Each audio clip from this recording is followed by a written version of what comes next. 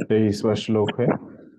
यत्र काले त्वणावृत्तिम आवृत्तिम चैव योगिनः प्रयाता यान्ति तं कालम वक्ष्यामि भरतर्षभ। क्या बोले? यत्र काले, तो जिस समय, क्या होता है? अनावृत्तिम, जिस समय वो इस जगत से चला जाता है, तो उसमें अनावृत्तिम, तो वापिस नहीं आता, आवृत्तिम। और वापिस आता है और नहीं आता, इस प्रकार से बोलो। तो आवृत्तिम अनावृत्तिम, तो जिस समय वो संसार से प्रयाण करने के बाद योगी पुनः आता है अथवा नहीं आता है, इस पर। तो मतलब क्या है कि जब वो व्यक्ति प्रयाण करता है, मतलब जब उसका मृत्यु हो जाता है, तब क्या होता है कि अगर वो एक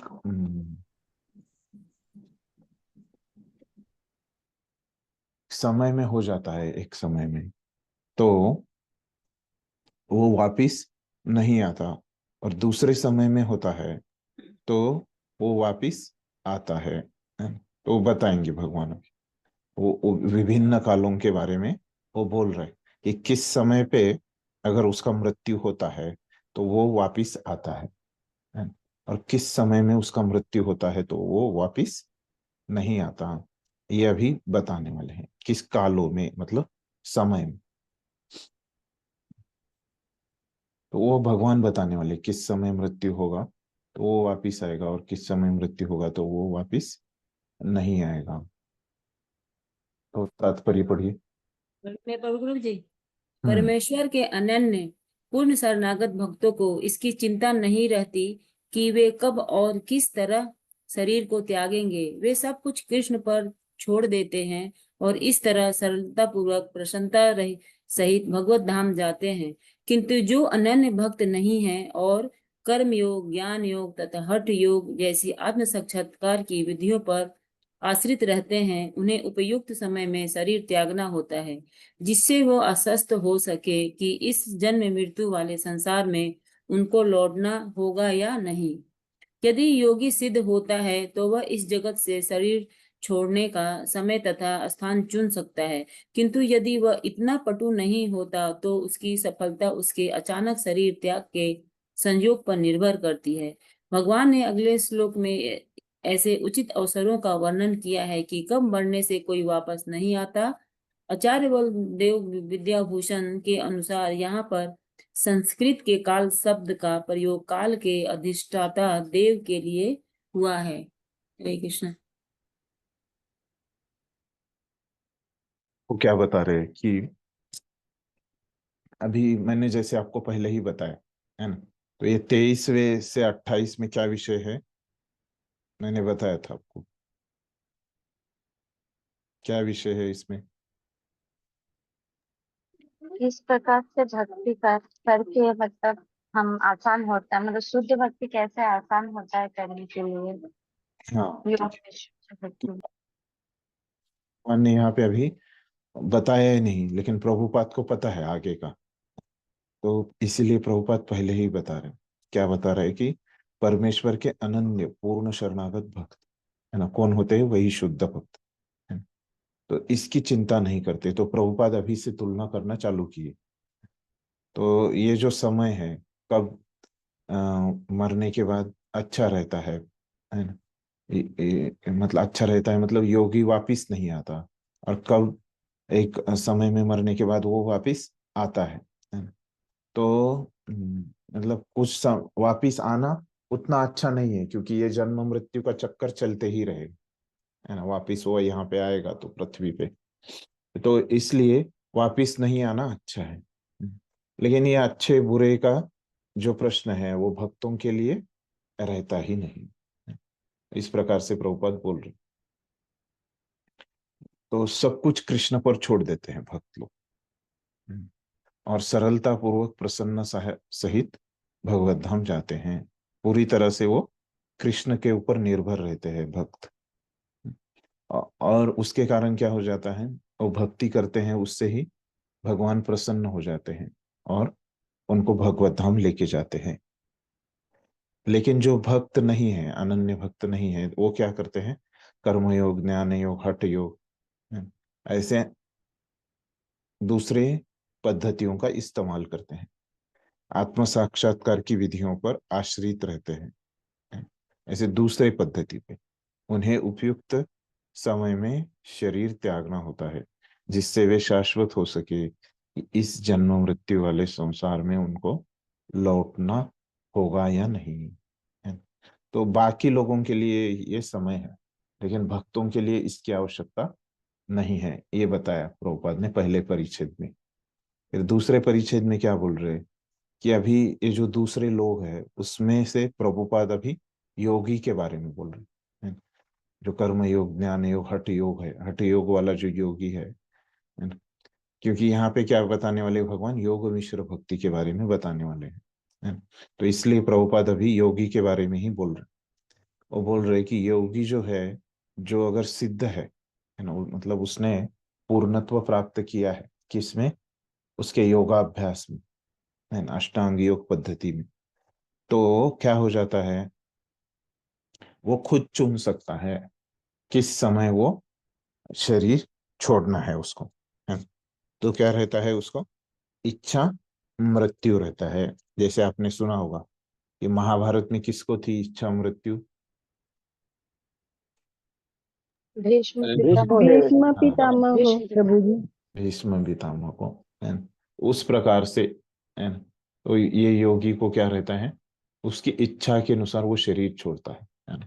इच्छा मृत्यु का उसको सिद्धि रहती है इच्छा मृत्यु की। किंतु यदि वह इतना वो पटु नहीं है, उसने पूर्णत्व प्राप्त नहीं किया है, तो क्या हो जाएगा, वो अचानक शरीर उसको छोड़ना पड़ेगा किसी भी समय, और उसके अनुसार उसको सफलता मिलेगी जिस समय उसने शरीर छोड़ा है ना, उस प्रकार का उसको गंतव्य मिलेगा, है ना। ये वो वापस आएगा या नहीं आएगा, है ना, वो किस समय उसने शरीर छोड़ा है। तो अगले श्लोक में भगवान बताएंगे कि किस समय मरने पर व्यक्ति वापस नहीं आता। और ये जो यहाँ पे समय है ना, ये काल शब्द जो है, मतलब किस काल में समय छोड़ने पर, तो ये है कि वो बोल रहे हैं कि बलदेव विद्याभूषण जो बताते हैं कि ये जो काल शब्द है ना, वो किसके लिए है, जो योगी काल के के लिए। अधि नहीं, काल के जो अधिष्ठाता देव है ना, देव के लिए। हाँ, तो उनके लिए है।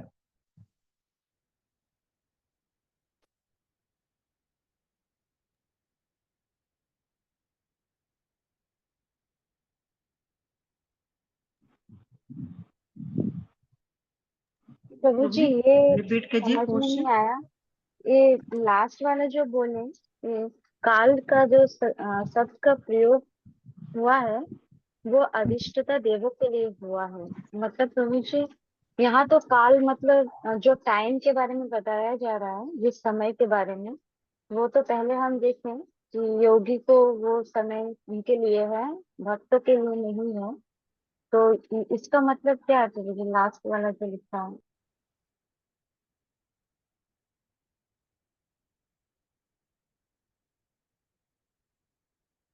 यहाँ पे मैं जो बलदेव विद्याभूषण का टीका है वहां से पढ़ता हूँ, तब आपको समझ में आ जाएगा ये वाक्य जो प्रभुपाद ने लिखा है ना। वो बोल रहे उनकी टीका में, वो बोल रहे कि काल मतलब क्या है, कि ये जो काल का देवता है ना, इस प्रकार से वो शुरुआत करते हैं। फिर वो बताते हैं कि कैसे काल मतलब काल का देवता है ना? वो बता रहे हैं कि यहाँ पे आप अगले श्लोक अगर हम्म, समझोगे ना, तो वो आपको स्पष्ट होगा काल मतलब काल का देवता कैसे है। क्योंकि यहाँ पे जो वो शब्द इस्तेमाल करते हैं, यहाँ पे जो काल शब्द है है ना, वो उसको वो काल का देवता ऐसे इस प्रकार के वो बोल रहे हैं, है ना। इसका उत्तर में वो क्या करते हैं, इसका 25वें श्लोक से संदर्भ लेते हैं, है ना।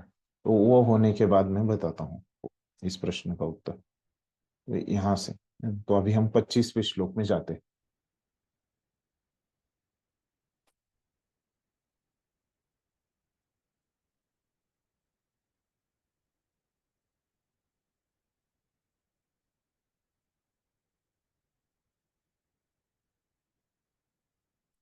पच्चीसवा श्लोक है। धूमो रात्रिस्तथा कृष्ण षण्मासा दक्षिणायनम तत्र चांद्रमसं ज्योतिर्योगी प्राप्य निवर्तते। क्या बोल रहे हैं, धूम है ना, मतलब धुआं, है ना? रात्रि, जो योगी धुएं रात्रि कृष्ण पक्ष में या सूर्य के दक्षिणायन रहने में, रह के 6 महीनों में दिवंगत होता है। एक मिनट।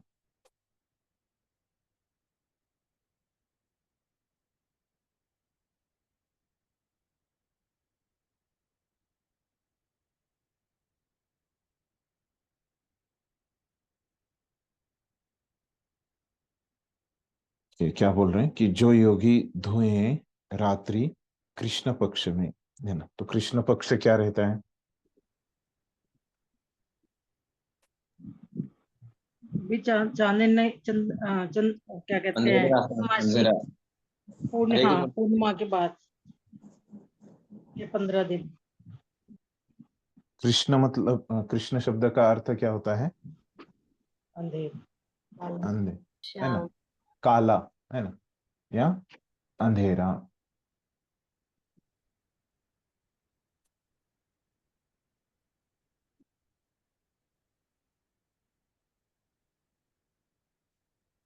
तो ये अंधेरा कब होता है,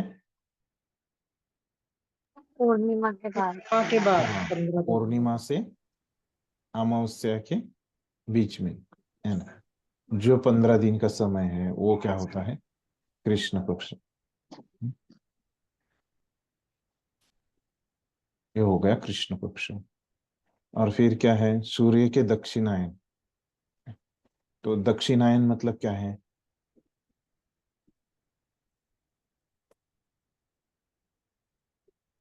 जब सूर्य दक्षिण में होता है। हाँ बराबर, ये सूर्य दक्षिण की तरफ होता है। और कैसे समझे वो कौन सा समय है,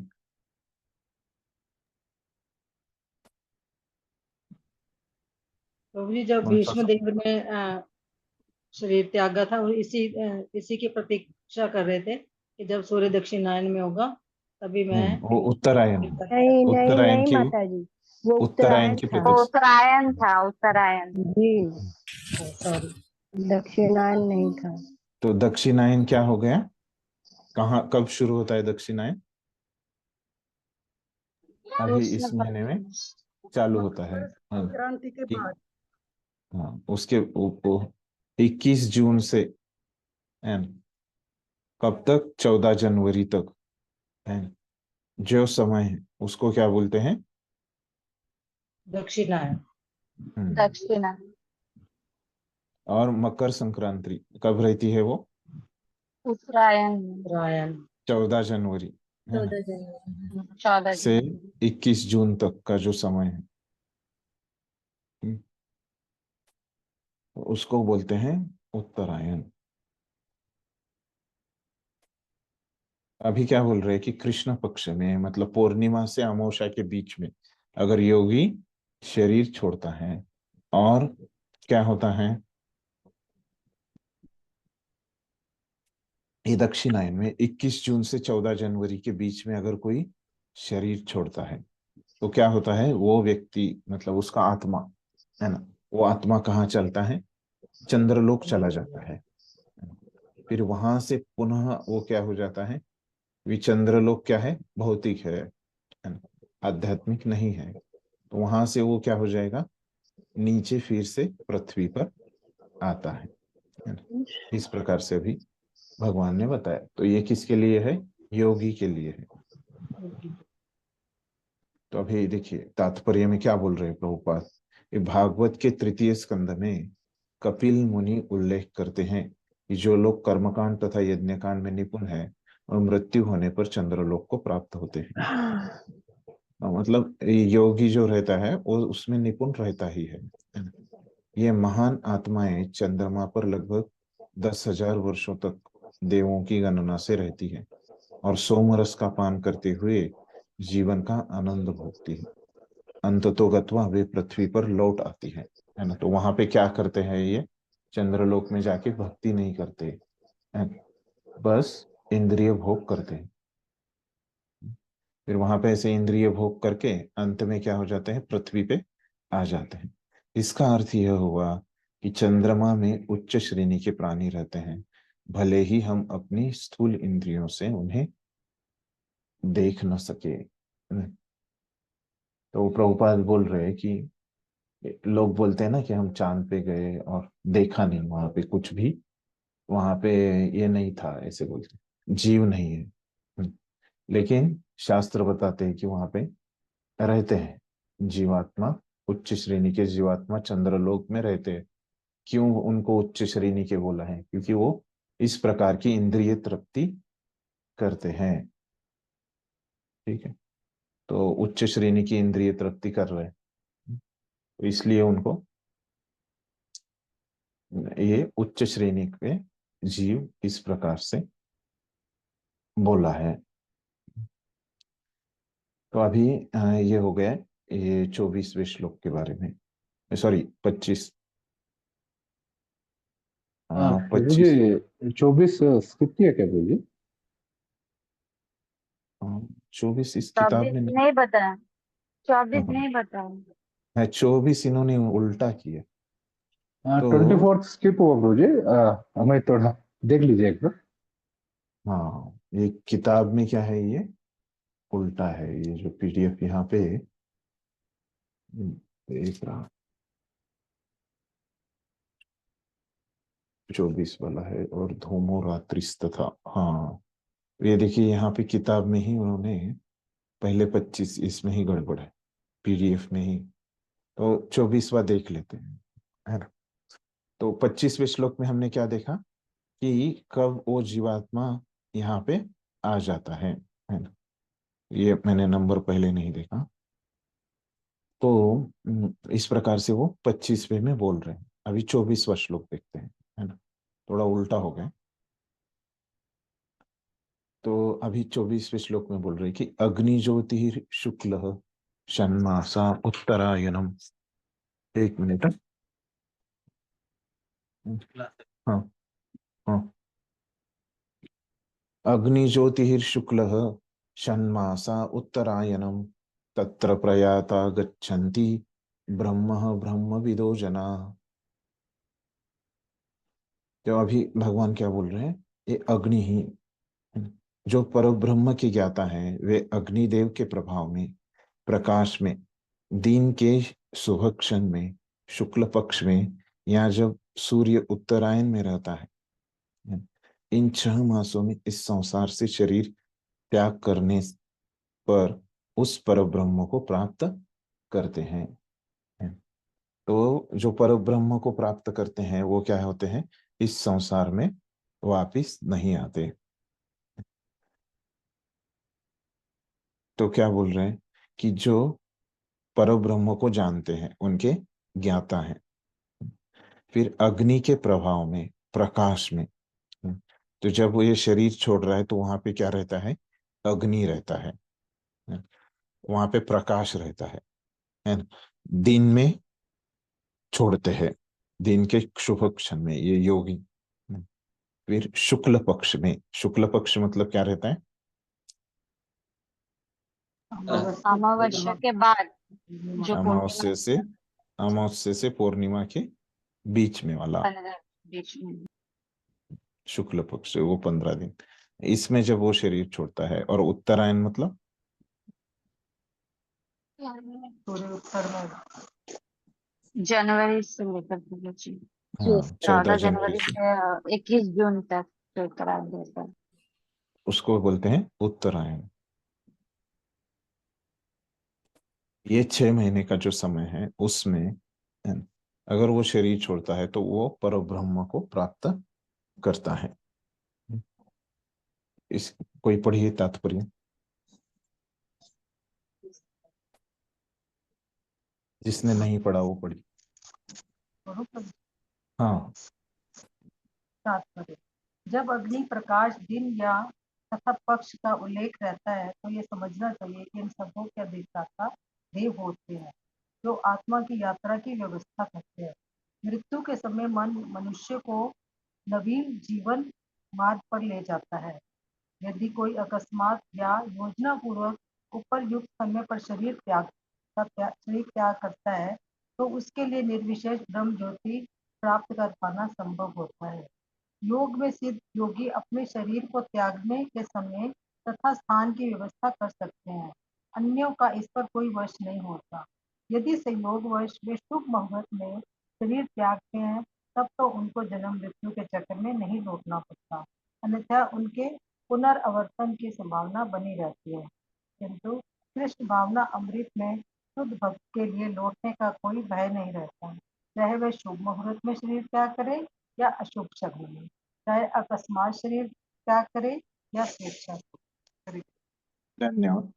तो अभी क्या बोल रहे प्रभुपाद कि जब वो दिन के समय अग्नि के उपस्थिति में है ना, तथा कौन से पक्ष में, शुक्ल पक्ष में अगर वो शरीर त्याग देता है ना, उत्तरायण में ऐसे वो शरीर छोड़ता है तो क्या होता है,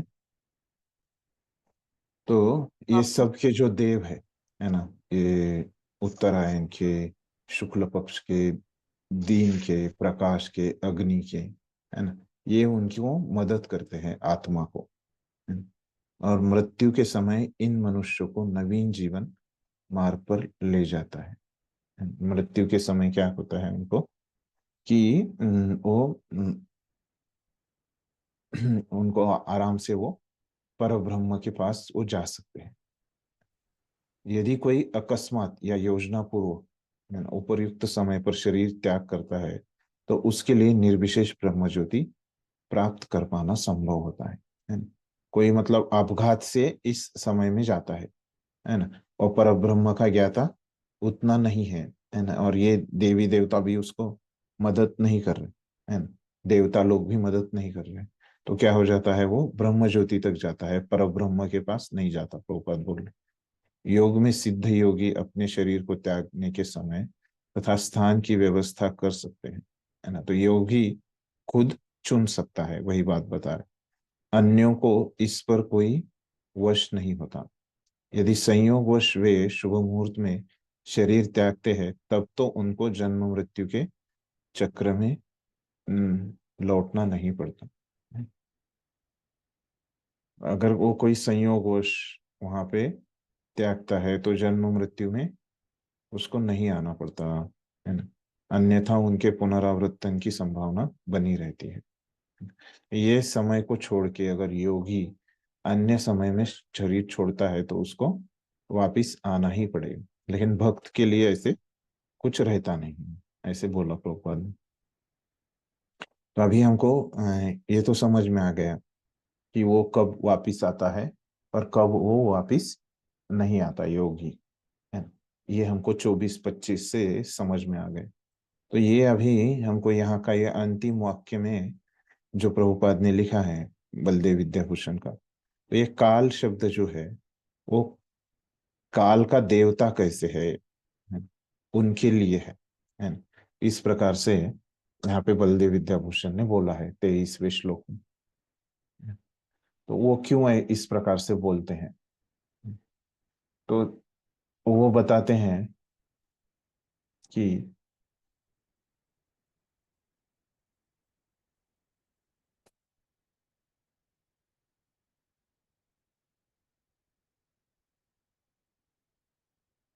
देखिए यहाँ पे क्या बताए हैं, अगले श्लोक में वो बताते हैं कि ये जो काल शब्द है ना, तो ये समय के लिए नहीं है।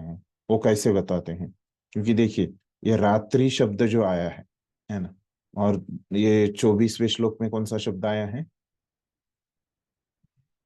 अह, अह मतलब क्या है? दिन। दिन दिन। और रात्रि मतलब रात, है ना? तो ये दिन और रात से समय हमको पता चलता है ना? तो अगर ये समय, तो समय के लिए फिर से शब्द नहीं आएगा, है ना? इस तरह से वो बताते हैं, है ना? इस, अगर काल शब्द का अर्थ समय होता है, तो क्या होता? ये दिन और रात्रि जो शब्द आए हैं पहले से ही, है, तो इनको कुछ अर्थ बचता नहीं था, तो फिर से क्यों बोलते? अगर दिन और रात समय उन्होंने पहले ही बता दिया है, तो ये काल शब्द से वो समय को नहीं बताना चाहते भगवान, इस तरह से वो उसका उत्तर देते हैं। तो इसलिए क्या होता है, ये जो काल शब्द है, तो ये है कि काल के देवता के लिए आता है, जो कि उनको मदद करते हैं, है ना? ये रात्रि और दिन के जो देवता है ना, मतलब वो इस काल के जो देवता है ना, ये काल है ना, रात्रि और दिन, तो इसके देवता के लिए वो शब्द आया है ना? इस समय के लिए अगर काल शब्द आता, तो इसका डबल डबल हो रहा है ना, तो इसलिए वो वैसे बताते हैं। ठीक है, तो ये उत्तर उन्होंने दिया है। प्रभुपाद ने डायरेक्टली उनका निष्कर्ष लिया है ना, तो इसलिए हमको उतना समझता नहीं। ठीक है, अभी क्लियर है कि क्यों वैसे होता है। तो वो शब्द जो है काल के लिए अगले श्लोक में आते हैं, तो इसीलिए हमने बाद में बताया उसका उत्तर। तो अभी हमने 3 श्लोक देखे, उसमें क्या बताया? भगवान पहले बताते हैं कि मैं आगे बताऊंगा कि कौन शरीर कब छोड़ता है? और तो वो वापिस आएगा और नहीं आएगा, ऐसे दोनों चीजों के बारे में वो बताते हैं। और बाद में वो बताते हैं दोनों चीज के बारे में, कब योगी वापिस आता है और कब वो योगी वापिस नहीं आता। तो अभी अगला देखते हैं 26वां श्लोक। इसमें भगवान क्या बोल रहे हैं? शुक्ल कृष्णे गति हेते जगतः शाश्वते मते एकया यात्य नावृत्तिम अन्यया वर्तते पुनः। भगवान बोल रहे कि वैदिक मतानुसार इस संसार से प्रयाण करने के 2 मार्ग हैं, जो भगवान ने बता चुके हैं। एक प्रकाश का तथा दूसरा अंधकार का। जब मनुष्य प्रकाश के मार्ग से जाता है तो वापिस नहीं आता है, इन अंधकार के मार्ग से जाता है तो वो वापिस आता है। अंधकार मतलब जिस समय अंधकार है, कृष्ण पक्ष वाले समय जाता है वो, है ना, तो वो वापिस आता है।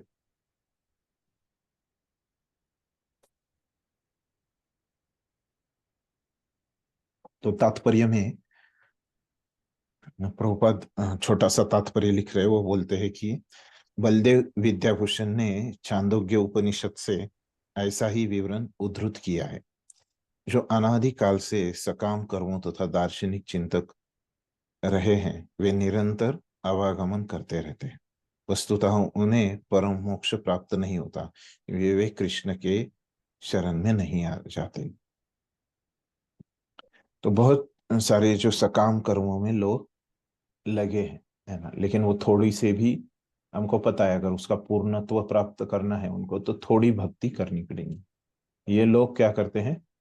थोड़ी भी भक्ति नहीं करते, इसीलिए क्या है कि वो उनको वापिस आना पड़ता है। तो अभी यहाँ पे जो उन्होंने बताया है कि चांदोग्य उपनिषद में से बलदेव विद्याभूषण के जो श्लोक है, तो उसमें वो क्या बोल रहे हैं? बलदेव विद्याभूषण ने जो वो श्लोक लिए है वो हम देखते हैं। तो वो श्लोक इस तरह से हैं, चांदोग्य उपनिषद में वो उसके चौथे स्कंद के 15वें अध्याय के 5वां श्लोक है वो। तो वो क्या है कि अथ यद यु चैवस्मिन् स्वायं कुर्वन्ति यदि च नारिश्चाम, है ना। और फिर एवा भी समभवन्ति अर्चिषो हरः आपूर्यमान पक्षाद्यान सद उदन्नेति मासाम तान नास्यभ्य समवत्सरम, है ना। तो अर्थ क्या है इसका? ये जब व्यक्ति मरता है ना, तो उसका अंत्य विधि हुआ हो या नहीं हुआ, है ना, तब क्या होता है, वो व्यक्ति क्या होता है, वो प्रकाश की तरफ जाता है। ये 24वें इसमें लिखते हैं वो, है ना। अंत्य विधि उसका होने से पहले ही, है। और वो प्रकाश के जो देवता है,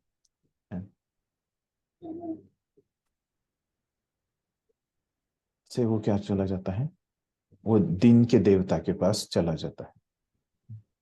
और दिन के देवता के पास से वो क्या हो जाता है, ये पक्ष शुक्ल पक्ष के देवता के पास चला जाता है। और शुक्ल पक्ष के देवता के पास से वो उत्तरायण के देवता के पास चला जाता है। और वहां से वो कहाँ चला जाता है, 1 साल, है ना। साल के जो देवता रहते हैं, है ना, तो उनके पास वो चला जाता है। और उनसे कहाँ जाता है, वो सूर्य के पास जाता है, सूर्य से चंद्र के पास जाता है। और चंद्र से वो कहाँ जाता है, बिजली के जो देवता है उनके पास चला जाता है। और वहां से वो ब्रह्मन में जाता है। और इस प्रकार से वो अभी तक ब्रह्मन में पहुंचा है। और वहां से वो क्या होता है, ये फिर से इस पृथ्वी पे नहीं आता, इस प्रकार से वो बता। तो ये मतलब क्या है कि ये थोड़ा सा उसमें विस्तार से उन्होंने बताया है ना। उद्धृत विवरण जो है कि कैसे वो अब फिर से वापिस नहीं आता, ये यहाँ पे उन्होंने बताया रास्ता उसका। तो ये हो गया कि दिन के समय का उन्होंने बताया। तो उसी प्रकार का वो रात के समय का बताते हैं। तो वो क्या होता है, पहले जब वो शरीर छोड़ता है, वो धुआं जो बोला है ना यहाँ पे 25वें श्लोक में, तो ये धुएं के जो देवता रहते हैं उनमें चला जाता है ना, जब वो शरीर छोड़ता है। फिर ये धुएं से कहा जाता है रात्रि के देवता से, बस फिर रात्रि के देवता से वो कहा जाता है कृष्ण पक्ष में चला जाता है। कृष्ण पक्ष से कहाँ चला जाता है, ये दक्षिणायन के देवता के पास। ऐसे उसका प्रवास यहाँ पे बताया है छांदोग्य उपनिषद में। फिर ये दक्षिणायन के देवता से क्या होता है, साल के देवता के पास। और फिर वहां से वो क्या जाता है, साल के देवता के पास वो चला जाता है जो आकाश के देव है उनके पास। फिर आकाश से वो चंद्र के पास चला जाता है। और वहां पे जाके वो चंद्र देव जो है उनका वो खाद्य बन जाता है। और वहां के चंद्र लोक के जो देवता है उससे आनंद लेते हैं, है ना? और वो भी आनंद लेता है जो यहाँ पे हमने देखा। और फिर वहां से क्या हो जाता है, वो पृथ्वी पे आ जाता है। तो यही बात जो यहाँ पे कृष्ण ने सार रूप में बताई है वो विस्तार से चांदोग्य उपनिषद में बताई है। बलदेव विद्याभूषण ने वो श्लोक दिए हैं। फिर अभी ये 26वें श्लोक में क्या किया, कृष्ण ने ये सार बताया कि कैसे ये योगी का भ्रमण होते रहता है। वो जब कृष्ण पक्ष में शरीर छोड़ता है तो क्या होता है, जब वो शुक्ल पक्ष में शरीर छोड़ता है तो क्या होता है। ये दोनों चीजें भगवान ने बताई। अभी भक्तों के बारे में बताएंगे वो 27वें श्लोक में। तो क्या बताते हैं देखिए, नैते श्रुति पार्थ जानन्योगी मुह्यति कश्चन तस्मात् सर्वेषु कालेषु योग युक्तो भवार्जुन। हे अर्जुन, यद्यपि भक्तगण इन दोनों मार्गों को जानते हैं, है ना। तो भक्त लोग ये दोनों मार्गों को जानते हैं, है ना, प्रकाश के और अंधकार के, किंतु वे मोहग्रस्त नहीं होते हैं। इससे क्या हो जाते हैं, वो बिल्कुल विचलित नहीं होते, मोहग्रस्त नहीं होते। अतः तुम भक्ति में सदैव स्थिर रहो। है? तो भक्त लोग ये जानते हैं कि योगी के साथ ऐसे होता है ना, लेकिन उनके ऊपर कुछ असर नहीं होता, बिल्कुल मोहित नहीं होते, है ना, बिल्कुल मोहित नहीं होते, मतलब उनको लगता नहीं कि अरे मैंने प्रकाश के समय ही शरीर छोड़ना चाहिए, या उनको नहीं लगता कि वो मैंने अंधकार के समय ही शरीर छोड़ना चाहिए। तो वो जानते हैं कि इससे कुछ फर्क नहीं पड़ने वाला, है ना, मैं कब शरीर छोड़ूंगा, है ना, उससे कुछ नहीं फर्क पड़ने वाला।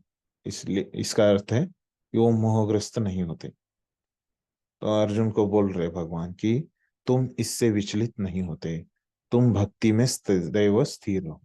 तो भक्तों की इच्छा यही रहती है कि उनको भक्ति में स्थिर रहना है।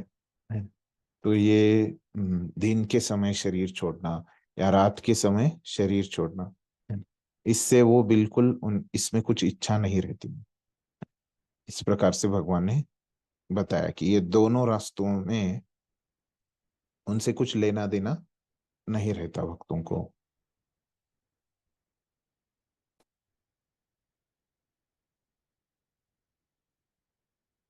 ठीक है।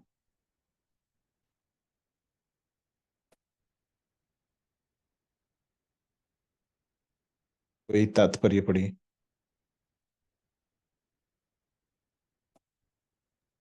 प्रभु जी मैं पढ़ू क्या? हाँ। कृष्ण अर्जुन को कृष्ण अर्जुन को उपदेश दे रहे हैं कि उसे इस जगत से आत्मा के प्रयाण करने की विभिन्न मार्गों को सुनकर विचलित नहीं होना चाहिए। भगवत भक्त को इसकी चिंता नहीं होनी चाहिए कि वह स्वेच्छा से मरेगा या दैव दैववशात। भक्त को कृष्ण भावनामृत में दृढ़ पूर्वक स्थित रहकर हरे कृष्ण जप करना चाहिए। उसे यह जान लेना चाहिए कि इन दोनों मार्गों में से किसी की भी चिंता करना कष्टदायक है। कृष्ण भावनामृत में तल्लीन होने की सर्वोत्तम विधि यही है कि भगवान की सेवा में सदैव रत रहा जाए। इससे भगवत धाम का मार्ग स्वतः सुमत, सुनिश्चित तथा सीधा होगा। इस श्लोक का योग युक्त शब्द विशेष रूप से महत्वपूर्ण है। जो योग में स्थिर है वह अपनी सभी गतिविधियों में निरंतर कृष्ण भावनामृत में रत रहता है। श्री रूप गोस्वामी का उपदेश है अनासक्तस्य विषयान यथार्थम उपयूयन्। प्रभु जी क्या है? हाँ, यथार्हम यथार्थ उपयुञ्जतः, उपयुक्त यथार्हम उपयुञ्जतः। हाँ। कृष्ण को सांसारिक कार्यों से अनासक्त रहकर कृष्ण भावनामृत में सब कुछ करना चाहिए। इसी विधि से जिसे युक्त वैराग्य कहते हैं मनुष्य सिद्धि प्राप्त करते हैं। अतएव भक्त कभी इन वर्णनों से विचलित नहीं होते, क्योंकि वह जानता रहता है कि भक्ति के कारण भगवत धाम का उसका प्रयाण सुनिश्चित है। हरे कृष्ण। अभी पद को क्या बता रहे कि वही जो भगवान ने बताया, है ना, कि जो कृष्ण बता रहे अर्जुन को कि ये दोनों मार्गों के ऊपर, है ना, वो सुन के वो विचलित नहीं होता, वो जानता है, फिर भी क्या होता है, उसको चिंता नहीं रहती बिल्कुल, है ना, कि वो अपने इच्छा से मरेगा या अपने आप दैव के हिसाब से वो मरेगा। तो उसका चिंता क्या रहता है, वो किस में दृढ़ रहता है कि हरे कृष्ण महामंत्र का जप करके भक्ति करने में वो दृढ़ रहता है ना। ये दोनों मार्ग भी वो जानता है कि दोनों मार्ग में भी बहुत कष्ट है। तो कृष्ण भावनामृत में तल्लीन होने की सर्वोत्तम विधि है क्या है, कि भगवान की सेवा में सदैव रत रहा जाए। ये क्या है, हम आत्मा है ना, आत्मा का स्वभाव क्या है, वो कभी शांत बैठ नहीं सकता, है ना। तो अच्छा है कि भगवान की सेवा में लगो, है ना। तो इससे भगवत धाम का मार्ग स्वतः सुगम, सुनिश्चित तथा सीधा हो जाएगा, है। तो इसमें अगर हम भगवान की सेवा में लगेंगे है या हरे कृष्ण महामंत्र का जप करेंगे, तो क्या हो जाएगा कि हम भगवान के धाम है जाना हमारा पक्का हो जाएगा, सुनिश्चित हो जाएगा और आसान भी हो जाएगा। इस श्लोक का योग युक्त शब्द विशेष रूप से महत्वपूर्ण है। तो योग युक्त शब्द मतलब जो योग में स्थिर है वह अपनी सभी गतिविधियों में निरंतर कृष्ण भावनामृत में रत रहता है ना? योग में स्थिर है मतलब क्या है कि वो कृष्ण भावनामृत में स्थिर है, प्रभुपाद बोले। और यही बात हमको श्रील रूप गोस्वामी ने बताई है। वो क्या बोल रहे हैं, अनासक्तस्य विषयान यथार्हम उपयुंजत है ना। इसका अर्थ क्या है कि मनुष्य को सांसारिक कार्यों से अनासक्त रहकर है ना विषयान कृष्ण भावनामृत में सब कुछ करना चाहिए है ना।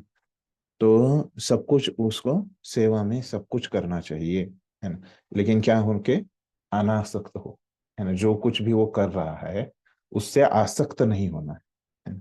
बिना आसक्ति के है ना।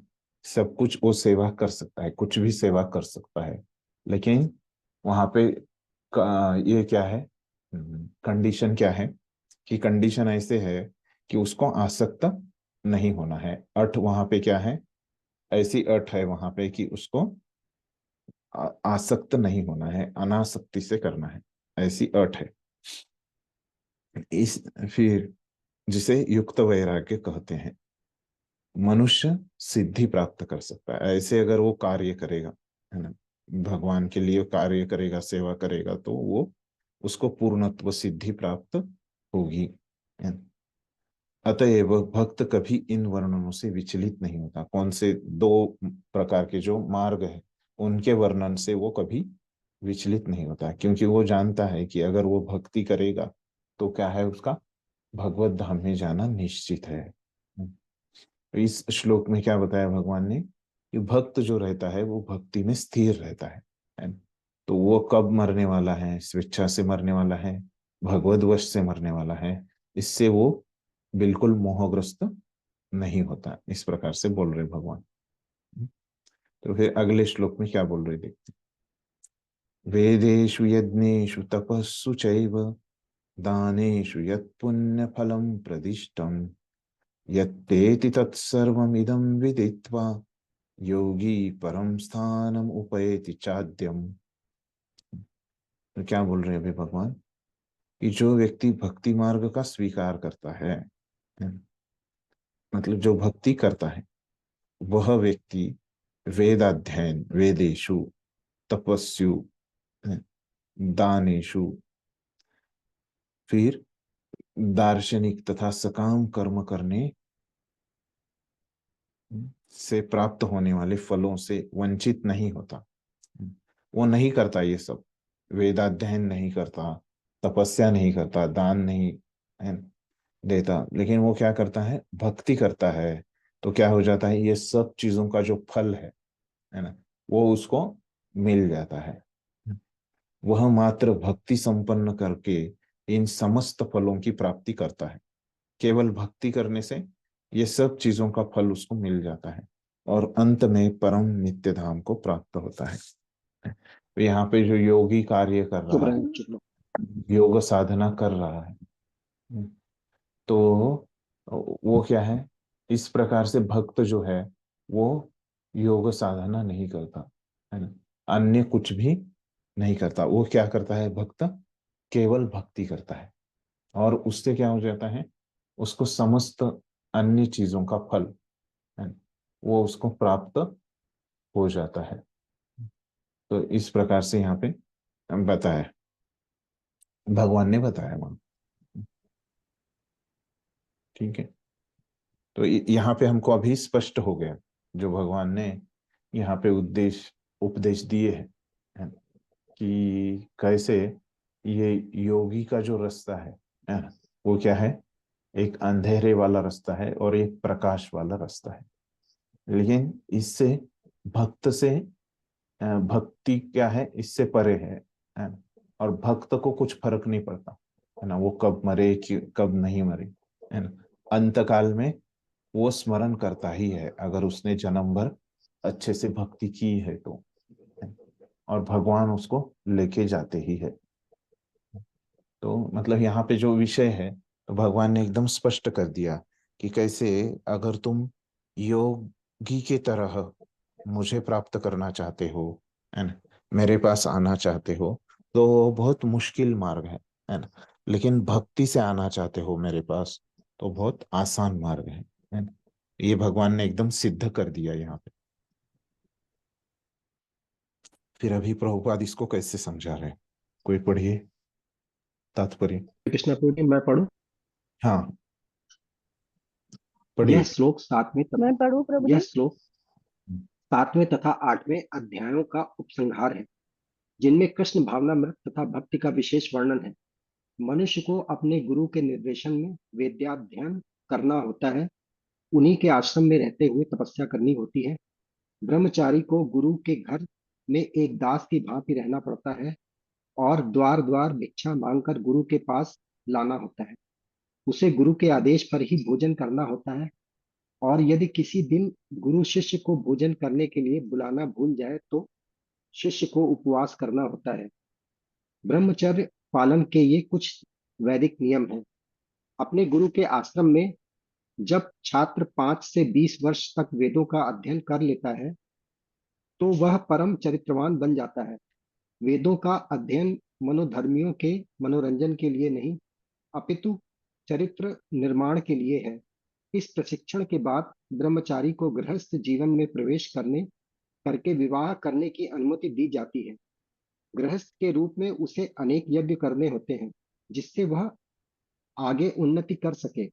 उसे देश, काल तथा पात्र के अनुसार तथा सात्विक, राजसिक तथा तामसिक दान के में अंतर करते हुए दान देना होता है, जैसा कि भगवत गीता में वर्णित है। गृहस्थ जीवन के बाद वानप्रस्थ आश्रम ग्रहण करना पड़ता है, जिसमें उसे जंगल में रहते हुए वृक्ष की छाल पहनकर तथा क्षौर कर्म आदि किए बिना कठिन तपस्या करनी होती है। इस प्रकार मनुष्य ब्रह्मचर्य, गृहस्थ, वानप्रस्थ तथा अंत में संन्यास आश्रम का पालन करते हुए जीवन की सिद्धावस्था को प्राप्त होता है। तब इनमें से कुछ स्वर्ग लोक को जाते हैं, और यदि वे और अधिक उन्नति करते हैं तो अधिक उच्च लोकों को, या तो निर्विशेष ब्रह्म ज्योति को, या वैकुंठ लोक या कृष्ण लोक को जाते हैं। वैदिक ग्रंथों में इसी मार्ग की रूपरेखा प्राप्त होती है। किंतु कृष्ण भावनामृत की विशेषता यह है कि मनुष्य एक झटके में भक्ति करने के कारण मनुष्य जीवन के विभिन्न आश्रमों के अनुष्ठानों को पार कर जाता है। इदम विदित्वा शब्द सूचित करते हैं कि मनुष्य को भगवत गीता के इस अध्याय में तथा 7वें अध्याय में दिए हुए कृष्ण के उपदेशों को समझना चाहिए। उसे विद्वता या मनोधर्म से इन दोनों अध्यायों को समझने का प्रयास नहीं करना चाहिए, अपितु भक्तों की संगति से श्रवण करके समझना चाहिए। 7वें से लेकर 12वें तक के अध्याय भगवत गीता के सार रूप हैं। प्रथम 6 अध्याय तथा अंतिम 6 अध्याय इन मध्यवर्ती 6 अध्यायों के लिए आवरण मात्र है, जिनकी सुरक्षा भगवान करते हैं। यदि कोई गीता के इन 6 अध्यायों को भक्त की संगति में भली भांति समझ लेता है तो उसका जीवन समस्त तपस्याओं, यज्ञों, दानों, चिंतनों को पार करके महिमा मंडित हो उठेगा, क्योंकि केवल कृष्ण भावनामृत के द्वारा उसे इतने कर्मों का फल प्राप्त हो जाता है, जिसे धन्यवाद भगवत प्रभु जी। गीता में तनिक भी बस प्रभु जी, हाँ, यहाँ आगे का बाद में आप पढ़े। तो अभी यहाँ तक क्या बताया है प्रभुपाद ने, तो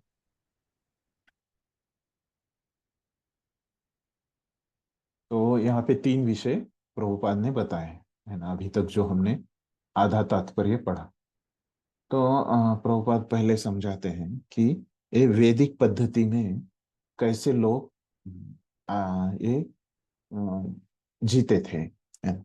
तो वेदों के अनुसार, है ना, वेदों के आधार पे वो कैसे जीते थे। तो वेदों के आधार पे क्या होता था, तो पहले वो ब्रह्मचारी रहते थे, है ना। और उसमें क्या करते थे, गुरु के आश्रम में रहते थे, ब्रह्मचारी आश्रम में। और ये गुरु के पास रह के क्या करते थे, वेदों की पढ़ाई करते थे। फिर वहां पे वो भिक्षा मांगने भी जाते थे, है न? तो बाकी के समय में फिर पढ़ाई करते थे। और ऐसे रहने के बाद ना फिर वो बहुत कड़े नियम भी वहां पे पालन करते थे, कि जिस तरह से अगर वहां पे उनको भोजन करना है, प्रसाद लेना है, तो क्या करते थे, बिना गुरु के, है ना, बोले कि गुरु जब तक नहीं बताते कि तुम अभी प्रसाद ले लो, तब तक वो प्रसाद नहीं लेते थे। तब तक वो उनको उपवास करना ही पड़ता था, है ना, भले ही उनको भूख लगे, है, तभी भी उनको उपवास करना पड़ता था। तो ऐसे बहुत कड़े नियम रहते थे, है ना, सबको, सब लोग ब्रह्मचारी ऐसे पालन करते थे पहले। और फिर बाद में ऐसे फिर गृहस्थ बनते थे, है ना। फिर क्या करते थे, वानप्रस्थ और सन्यास, है ना। तो ऐसे वो इसमें भी बहुत सारे नियमों का पालन करते थे, गृहस्थ, वानप्रस्थ और सन्यास। तो एकदम ऐसे बहुत तपस्या वाले नियमों का पालन करते थे ये सब, है। तो ऐसे ये वेदों के आधार पे लोग जीते थे, है। तो ये ऐसे इतना तपस्या करने का उद्देश्य क्या था, कि प्रभुपाद यहाँ पे लिखते हैं कि वो इतना वो सब कुछ करते थे, उसका उद्देश्य था कि वो धीरे धीरे, है ना, वो प्रगति करे, है ना, जीवन की सिद्धावस्था को वो लोग प्राप्त करें। इसलिए वो इतना तपस्या करते थे, है ना। तब इतना तपस्या करने के बाद क्या होता था, इनमें से कुछ लोग स्वर्गत को जाते थे, है ना। और जो लोग थोड़ा अधिक प्रगति करते हैं वो ब्रह्म ज्योति तक, वैकुंठ लोक, और जो लोग ज्यादा प्रगति किए हैं वो कृष्ण लोक, गोलोक, वृंदावन ऐसे जाते थे। तो ये हो गए एक वैदिक मार्ग के अनुसार।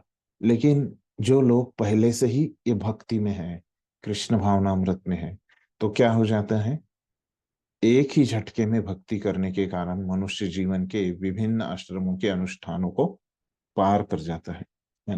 तो ये जो प्रत्येक आश्रम में रह के वो लोग भक्ति करते थे, है ना, ब्रह्मचारी, गृहस्थ, वानप्रस्थ, सन्यास, इसमें सब में वो जो कठोर नियमों का, तपस्या पालन इत्यादि का जो पालन करते थे, तो वो उससे ऊपर उठ जाते अगर वो पहले से ही भक्ति करते हैं तो, है ना। तो ये बता रहे हैं। तो ये ऐसे दो विषय यहाँ पे बताए, एक वैदिक मार्ग का होता बताया, और एक भक्ति के मार्ग का, ये दो चीजें बताई।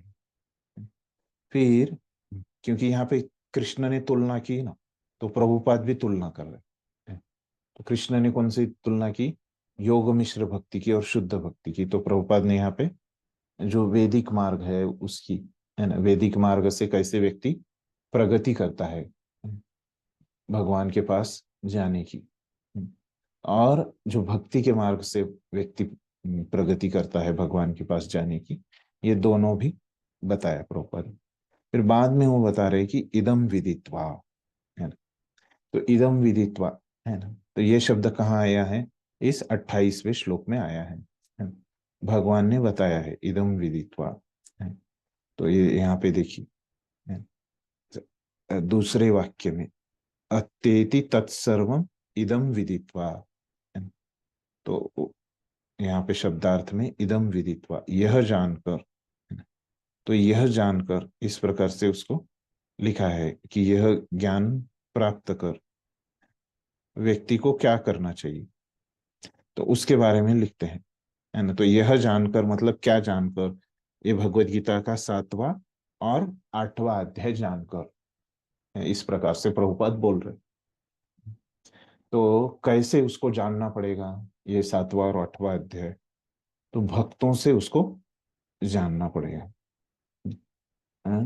भक्तों की संगति से श्रवण करना पड़ेगा, है। तो वही हम लोग कर रहे हैं। हम क्या कर रहे हैं, प्रभुपाद से पढ़ रहे और आचार्य से पढ़ के वो समझ के ले रहे बस, है। तो ऐसे प्रभुपाद जैसे भक्तों से हमको वो समझना पड़ेगा, है।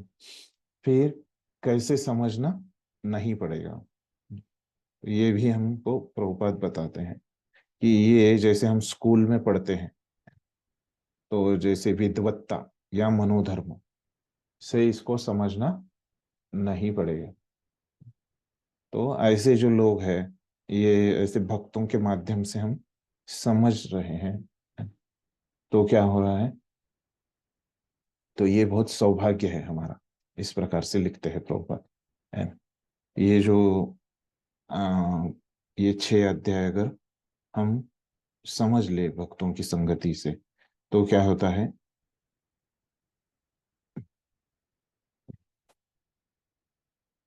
तो उसका जीवन समस्त तपस्या, यज्ञ, दान, चिंतनों को पार करके महिमा मंडित हो जाता है, क्योंकि वो केवल कृष्ण भावनामृत के द्वारा उसे इतने कर्मों का फल प्राप्त हो जाता है। ऐसे अगर कोई करता है तो उसको क्या हो जाता है, ये कृष्ण भावनामृत का फल का प्राप्ति उसको हो जाती है। इस प्रकार से वो बोल रहे हैं। ठीक है, तो ये हमने अभी तक जो पढ़ा था वो देख लिया। तो अगला भी अंतिम परिच्छेद पढ़िए। प्रभु जी मैं पढ़ूं? हाँ पढ़िए। प्रभु जी एम आई ऑडिबल सुनाई दे रहा है मेरी आवाज? हाँ हाँ। अच्छा। जिसे भगवत गीता में तनिक भी श्रद्धा नहीं है, उसे किसी भक्त से भगवत गीता समझनी चाहिए, क्योंकि चौथे अध्याय के प्रारंभ से ही कहा गया है कि केवल भक्तगण ही गीता को समझ सकते हैं, अन्य कोई भी भगवत गीता के अभिप्राय को नहीं समझ सकता। अतः मनुष्य को चाहिए कि वह किसी भक्त से भगवत गीता पढ़े, मनो मनोधर्मियों से नहीं। अच्छा, यह श्रद्धा का सूचक है। जब भक्त की खोज की जाती है और अंततः भक्त की संगति प्राप्त हो जाती है, उसी उसी क्षण से भगवत गीता का वास्तविक अध्ययन तथा उसका ज्ञान प्रारंभ हो जाता है। भक्त की संगति से भक्ति आती है और भक्ति के कारण कृष्ण या ईश्वर तथा कृष्ण के कार्यकलापों, उनके रूप, नाम, लीलाओं आदि से संबंधित सारे भ्रम दूर हो जाते हैं। इस प्रकार भ्रमों के दूर हो जाने पर वह अपने अध्ययन में स्थिर हो जाता है। तब उसे भगवत गीता के अध्ययन में रस आने लगता है और कृष्ण भावना भावित होने की अनुभूति होने लगती है। आगे बढ़ने पर वह कृष्ण के प्रेम में पूर्णतया अनुरक्त हो जाता है। यह जीवन की सर्वोच्च सिद्ध अवस्था है, जिसमें भक्त कृष्ण के धाम गोलोक वृंदावन को प्राप्त होता है, जहाँ वह नित्य सुखी रहता है। इस प्रकार श्रीमद् भगवत गीता के 8वें अध्याय भगवत प्राप्ति का भक्ति वेदांत तात्पर्य पूर्ण हुआ। थैंक यू प्रभु जी। तो अब यहाँ पे इस परिच्छेद क्या बोल, वो शुरू करते हैं कि जिसको बिल्कुल भी श्रद्धा नहीं है ना, ऐसे व्यक्ति है ना, हम तो उसने क्या करना चाहिए, भक्तों से ये भगवत गीता सीखनी चाहिए, या भक्तों के साथ उसने ये भगवत गीता पढ़नी चाहिए। इस प्रकार से बोल रहे। तो फिर क्या हो जाएगा, वो भक्तों के साथ ऐसे भगवत गीता समझ लेगा। तो क्यों, उसका कारण अभी बीच में कारण दे रहे प्रभुपाद, क्यों उसको भक्तों से सीखना चाहिए, क्योंकि भगवान ने चौथे अध्याय में बताया है। क्या बताया है कि केवल भक्त ही समझ पाते हैं ये भगवत गीता को, है ना। वो अर्जुन को बताते हैं कि तुम मेरे भक्त हो, मेरे दोस्त हो, इसलिए मैं तुमको बता रहा हूँ, है ना, क्योंकि बाकी के लोग नहीं समझ पाते, इसलिए उनको नहीं बता रहा हूँ। इस प्रकार से जो भगवान ने श्लोक बोला है चौथे अध्याय में, उससे प्रभुपाद यहाँ पे क्या निष्कर्ष निकाल रहे, कि केवल भक्त लोग ही भगवत गीता को समझ पाते हैं, इसलिए उनसे ही हमको समझना चाहिए या पढ़ना चाहिए, जब हमको पता नहीं है ना, या समझती नहीं, या हमको श्रद्धा नहीं उतनी भगवत गीता के ऊपर, है ना। ये सब परिस्थितियों में क्या करना चाहिए, हमको भक्तों से ही समझनी चाहिए भगवत गीता। फिर ये बताने के बाद प्रभुपाद क्या बोल रहे हैं कि ऐसे मनुष्य को चाहिए कि वह किसी, हाँ वही दोहराया उन्होंने, है। तो ये भक्त से पढ़नी चाहिए और मनोधर्मियों से नहीं पढ़नी चाहिए। तो जब वो व्यक्ति भक्तों से पढ़ता है तो क्या हो जाते हैं, उसको श्रद्धा आ जाती है ना। तो उसको श्रद्धा आ गई उस व्यक्ति को, किसके ऊपर? भगवद गीता के ऊपर और भगवान के ऊपर, ऐसे उसको श्रद्धा आ जाती है। तो थोड़ी श्रद्धा आ जाती है, और ऐसे श्रद्धा आने से क्या हो जाता है, और फिर वो पूरी तरह से वो भक्तों से पढ़ता है ना। भक्तों से पढ़ता है मतलब क्या होता है, वो और उनका संग करता है, साधु संग, है ना। क्योंकि उसको समझ में आता है, जब वो थोड़ी भगवद गीता पढ़ता है तो ये बहुत अच्छा है भक्तों का संग, ये उसको समझ में आ जाता है। तब क्या करता है वो, ऐसे साधु संग में, है ना, वो क्या करता है, साधु संग वो करता है, तब वो भक्त क्या करता है, भक्त की खोज की जाती है, अंततः भक्त की संगति उसको प्राप्त हो जाती है ना। थोड़ी श्रद्धा से वो और भक्तों का खोज करके उनकी संगति करता है, साधु संग वो करता है। उसी क्षण भगवद गीता का वास्तविक अध्ययन तथा उसका ज्ञान आरंभ हो जाता है। तो भगवद गीता के अध्ययन की उसकी शुरुआत हो जाती है ना। और ये भक्त की संगति से उसमें भक्ति आती है ना। और भक्ति के कारण ईश्वर तथा कृष्ण के कार्यकलापों, उनके रूप, नाम, लीला आदि से संबंधित सारे भ्रम दूर हो जाते हैं। तो उसके कुछ भी जो शंकाएं हैं, है ना, प्रश्न है, वो सब उसके दूर हो जाते हैं, उसके अनर्थ दूर हो जाते हैं, है ना। भक्तों की संगति में वो भगवान की भक्ति करता है, साधु संग में वो क्या करता है, भजन क्रिया करता है ना? और साधु संग में और भजन करता है ना, और अच्छे से समझ लेता है भगवद गीता, और फिर उसके अनर्थ, है ना, वो भी चले जाते हैं, अनर्थ निवृत्ति भी उसकी हो जाती है ना? तो बताया प्रभुपाद ने। उसके भ्रम, है ना, अनर्थ चले जाते हैं। इस प्रकार भ्रमों के दूर हो जाने पर वह अपने अध्ययन में स्थिर हो जाता है ना? तो क्या हो जाता है, स्थिरता को क्या बोलते हैं, निष्ठा, है ना? निष्ठा का जो स्तर है उसको प्राप्त हो जाता है, भक्ति में स्थिर होता है ना। उसके अंदर की सब गंदगी, नष्ट प्रायेषु अभद्रेषु, है ना, तो वो सब नष्ट हो जाने के बाद क्या होता है, वो भक्ति में स्थिर होता है, उसको शंका नहीं रहती। अभी कैसे रहता है, उसकी भक्ति कभी ऊपर जाती है, कभी नीचे जाती है। क्यों ऐसे होता है, क्योंकि अनर्थ रहते हैं, भ्रम रहते हैं, उसको समझता नहीं। इन वो फिर बाद में भक्ति में स्थिर होता है। फिर ऐसे वो स्थिर हो गया, तो फिर वो स्थिर होने के बाद क्या होता है, उसको भक्ति में रस आने लगता है। उसको क्या बोलते हैं, भक्ति में रस आने को रुचि बोलते हैं। तो ऐसे उसको भक्ति में रुचि उत्पन्न होती है, रस आने लगता है, और कृष्ण भावना भावित होने की अनुभूति होने लगती है। फिर आगे बढ़ने पे वो कृष्ण के प्रेम में पूर्णतया अनुरक्त हो जाता है। तो भगवान के प्रेम के लिए वो क्या हो जाता है, पूरा आसक्त हो जाता है। तो ये आसक्ति का स्तर, मतलब वो छोड़ता नहीं, है ना, भक्ति को छोड़ के वो कुछ अन्य करने की उसको इच्छा नहीं होती। और ये जो आसक्ति है, वह जीवन की सर्वोच्च सिद्ध अवस्था है, जिससे भक्त कृष्ण के धाम गोलोक वृंदावन को प्राप्त होता है, वहां वो नित्य सुखी रहता है। तो इससे वो ऐसे ही आसक्त होके वो क्या हो जाता है, भाव और प्रेम की अवस्था में प्राप्त होता है। भाव और प्रेम की जब अवस्था में वो प्राप्त होता है, तो वो क्या करता है, ये सर्वोच्च सिद्धि में वो चला जाता है, कृष्ण प्रेम में अनुरक्त हो जाता है। और उसके बाद वो भगवान के धाम जाके वहां पे वो सुखी हो सकता है।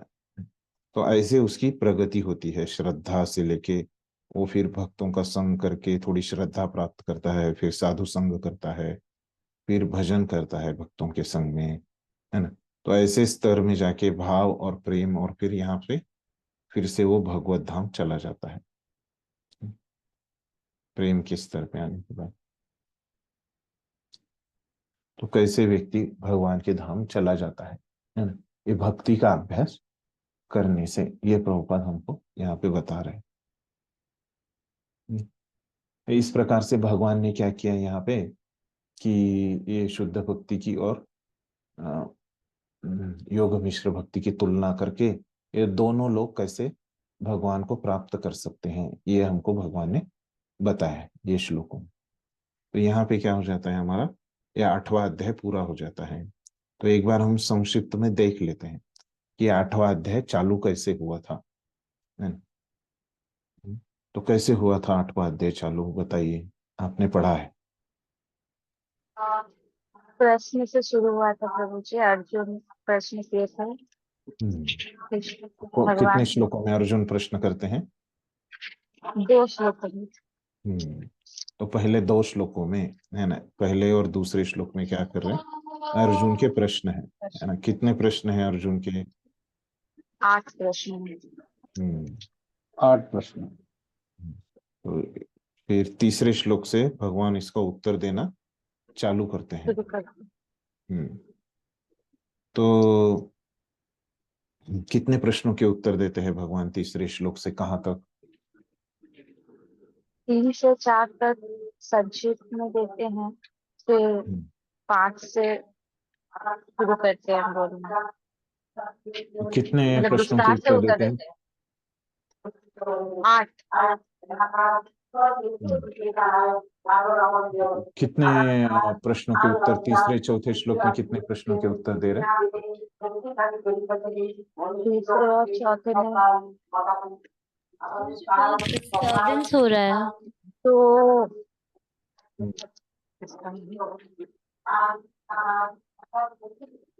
तो 7 प्रश्नों के उत्तर देते हैं तीसरे और चौथे श्लोक में।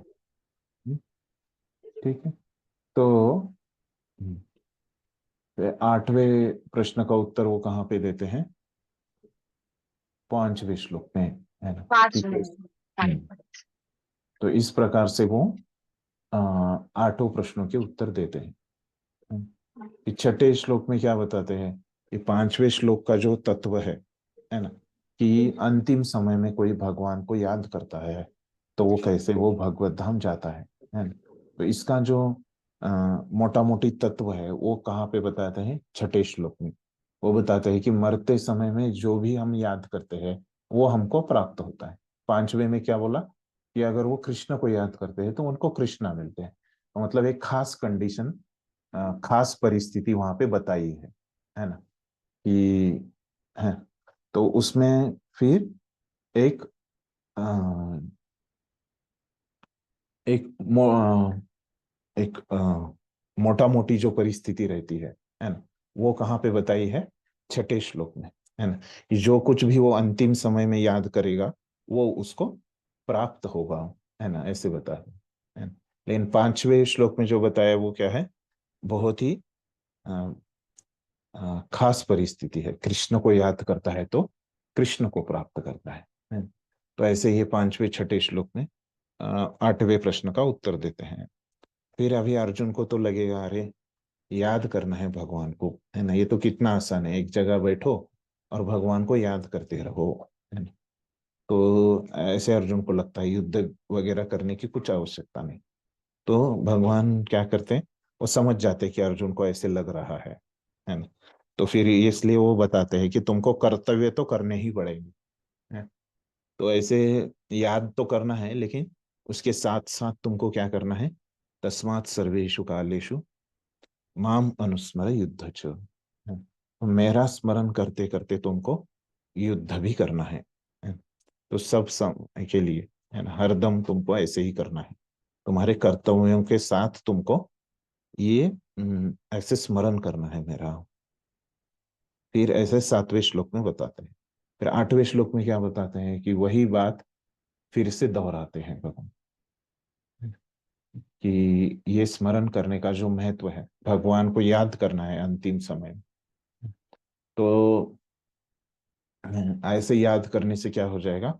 भगवान का धाम मिल जाएगा, ऐसे बताते हैं 8वें श्लोक में। तो यहाँ पे 8वें श्लोक तक क्या हो गए? पूरे अर्जुन के 8 प्रश्नों के उत्तर मिल गए, है ना। तो एक तरीके से यहाँ पे यह अध्याय पूरा हो गया। लेकिन अभी आगे जो भगवान बोल रहे हैं वो क्या है, कि वो क्या करते हैं 8वें श्लोक से, मतलब सॉरी 9वें श्लोक से लेके नवश्लोक 8वें तक। हाँ, तो कहाँ तक? 13 13 हाँ, 13 13वें। श्लोक तक, 13वीं 13 श्लोक तक। 13 श्लोक का है। तो क्या करते हैं 13वें श्लोक तक क्या वर्णन कर रहे हैं? योग मिश्र भक्ति के भक्ति बारे में के बारे में दोनों बताते प्रभु। हाँ, तो ये योग मिश्र भक्ति से कैसे ये योग मिश्र भक्ति का अभ्यास करता है योगी, है ना? और उससे उसको क्या क्या मिलता है, तो ये सब विस्तार से वहां पे बताते हैं। तो हमने देखा कि ये योग मिश्र भक्ति होती क्या है, वो हमने समझ के लिया था उस समय। फिर अभी दोनों की तुलना करनी है, तो योग मिश्र भक्ति के बारे में बताया। फिर किसके बारे में बताना पड़ेगा? शुद्ध भक्ति के शुद्ध बारे में भक्ति के, शुद्ध भक्ति के हाँ, बारे तो में वो बताते। कहाँ पे बताते हैं? 14 15 16 हाँ, तो ये 3 श्लोकों में भगवान बताते हैं शुद्ध भक्ति के बारे में। तो ये दोनों की तुलना हो जाए, तो फिर और भगवान बताते हैं कि ये आध्यात्मिक जगत में, है ना, तो भगवान बताते हैं ना कि शुद्ध भक्ति से व्यक्ति आध्यात्मिक जगत चला जाता है, मेरे धाम में आता है, और योग मिश्र भक्ति से नहीं आता मेरे धाम में। तो मैक्सिमम वो कहाँ तक आ सकता है? वैकुंठ लोक तक, है ना, योग मिश्र भक्ति से हमने देखा। तो फिर ये समझने के लिए, आध्यात्मिक जगत और भौतिक जगत समझने के लिए, ये दोनों की तुलना भगवान कहाँ से कहाँ तक करते हैं? 17 से 22 तो ये दोनों जगतों की तुलना करते हैं और बताते हैं कि कैसे आध्यात्मिक जगत श्रेष्ठ है। फिर अभी ये हो गया आध्यात्मिक जगत श्रेष्ठ है, तो वहां पे अभी जाने का कैसे, है ना? से मार्ग से वहां पे जाने का, तो ये योग मिश्र भक्त जो रहते हैं, वो योग मिश्र भक्ति करके वो वहां पे जा सकते हैं। ऐसे है क्या? लेकिन बहुत मुश्किल है उनको वहां पे जाना, है ना। उनको पूर्णत्व प्राप्त करना पड़ता है, पूर्णत्व प्राप्त किए तो ही वो जा सकते, नहीं तो क्या होता है, वो कभी भी मर सकते हैं, है ना। और उनको दिन के समय में ही छोड़ना पड़ता है ना, शुक्ल पक्ष में ही छोड़ना पड़ता है, उत्तरायण में ही छोड़ना पड़ता है, अग्नि के समक्ष ही शरीर छोड़ना पड़ता है। तो ऐसे आ, उनका रहता है योगियों का, लेकिन भक्त के लिए कुछ नहीं रहता, भक्तों को आसान रहता है, इससे कुछ फर्क नहीं पड़ता, है ना। तो भगवान कैसे मिलते हैं? शुद्ध भक्ति से एकदम आसानी से मिलते हैं, भक्त को आसानी से भगवान मिलते हैं शुद्ध भक्ति से, तो ये बताते हैं, है ना? तो इसलिए शुद्ध भक्ति करना बहुत अच्छा है, इसमें भगवान आसानी से मिल जाते हैं। बाकी इसमें तो इसमें भी मुश्किल रहता है शुद्ध भक्ति करना, लेकिन दूसरे पद्धतियों से क्या रहता है, ये बहुत आसान पद्धति है ना? शुद्ध भक्ति करना। तो इस तरह से अभी तक भगवान ने हमको बताया, और फिर बाद में बताया कि ये सब तुम जान के, है ना, तुम क्या करो, मेरी भक्ति करो, है ना, इदम विदित्वा। तो ऐसे वो बता रहे भगवान। तो अभी इस अर्जुन कोई प्रश्न नहीं पूछता भगवान को इसके बाद, फिर भी भगवान क्या करते हैं, अभी भक्ति के बारे में जो वो जो बता रहे हैं उसको, क्योंकि हमने देखा 7वें अध्याय में कि भगवान को क्या लगता है, भक्ति के बारे में बताना क्या लगता है? आसान हम्म? अच्छा लगता है। हाँ, उनको अच्छा लगता है ना। उनको उसमें क्या है, विशेष आनंद आता है भक्ति के बारे में बताने के लिए भगवान को, ये देखा था हमने उनमें का एक उसमें विशेष भाव रहता है, वो जिसको हम क्या बोलते हैं, उनको एक्सटेसी आती है ना, भाव आता है उसमें, है ना, भक्ति के बारे में बताने के लिए। इसलिए वो क्या करते हैं, ये भक्ति के बारे में बताना चालू करते हैं और विस्तार से। अभी तक अभी भी वो भक्ति के बारे में ही बता रहे हैं, लेकिन इसी को और वो बताते हैं। तो इस तरह से फिर 9वें अध्याय में जो शुरुआत हो रही है, वो भगवान खुद वो भक्ति के बारे में बताना चाहते हैं, है ना। इसलिए ये 9वें अध्याय की ऐसी शुरुआत हो रही है इस तरह से। तो क्या बोल रहे हैं 9वें अध्याय में भगवान? श्री भगवान उवाच इदं तु ते गुह्यतमं प्रवक्ष्यामि अनुसूयवे ज्ञानं विज्ञान सहितं यज्ञात्वा मोक्षसे अशुभात्। तो क्या बोल रहे हैं? श्री भगवान ने कहा, हे अर्जुन, क्योंकि तुम मुझसे कभी ईर्ष्या नहीं करते। ईर्ष्या नहीं करते के लिए कौन सा आया है? अनुसूयवे। अर्जुन को बोल रहे कि तुम कभी ईर्ष्या नहीं करते, इसलिए मैं तुम्हें यह परम गुह्य ज्ञान, है ना, गुह्य ज्ञान तथा अनुभूति बतलाऊंगा। तो ये गुह्य ज्ञान भगवान अर्जुन को क्यों बता रहे हैं? क्योंकि अर्जुन भगवान से ईर्ष्या नहीं करता, जिसे जानकर तुम संसार के सारे क्लेशों से मुक्त हो जाओगे। तो ये अगर कोई जानता है भगवान के बारे में गुह्य ज्ञान,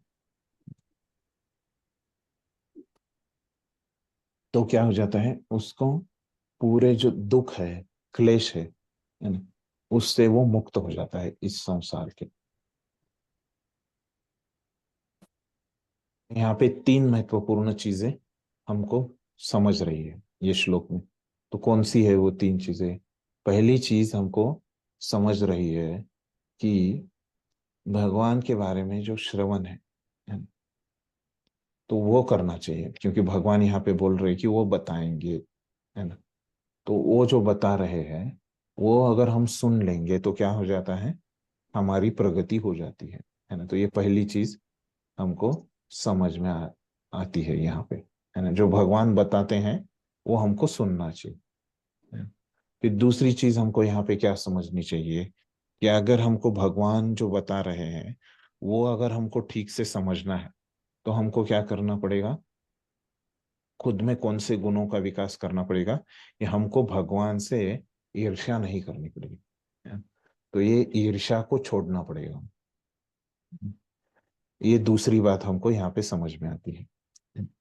तो पहली है कि जो भगवान बता रहे हैं वो सुनने का, दूसरा है कि ये ईर्ष्या को छोड़ना पड़ेगा हमको।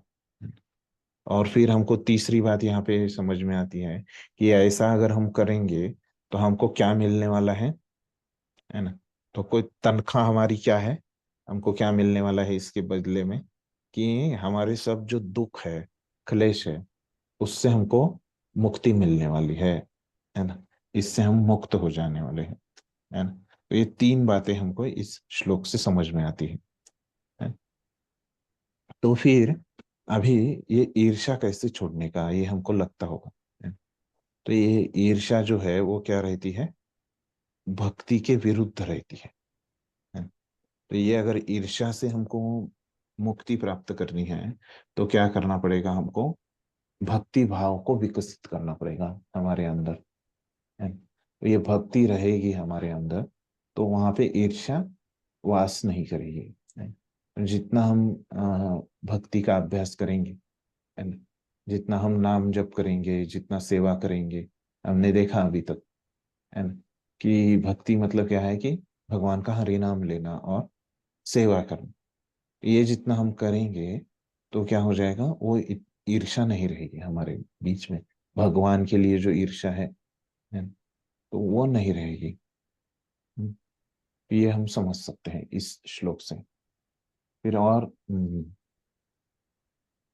यहाँ पे भगवान क्या बोल रहे हैं कि वो गुह्यतम है। तो क्या रहता है गुह्य, गुह्यतर और गुह्यतम, है ना। तो गुह्य मतलब क्या रहता है, ये एक सर्वसामान्य गुह्य, है ना। गुह्य मतलब क्या है, ये सीक्रेट। तो गुह्य मतलब एक सिंपल सीक्रेट रहता है। गुह्यतर मतलब क्या रहता है, कि उससे और ज्यादा सीक्रेट, है ना।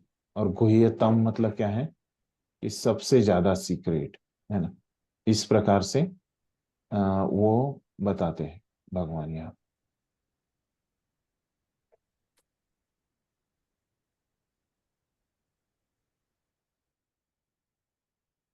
किसी ने हैंड रेज किया था क्या अभी?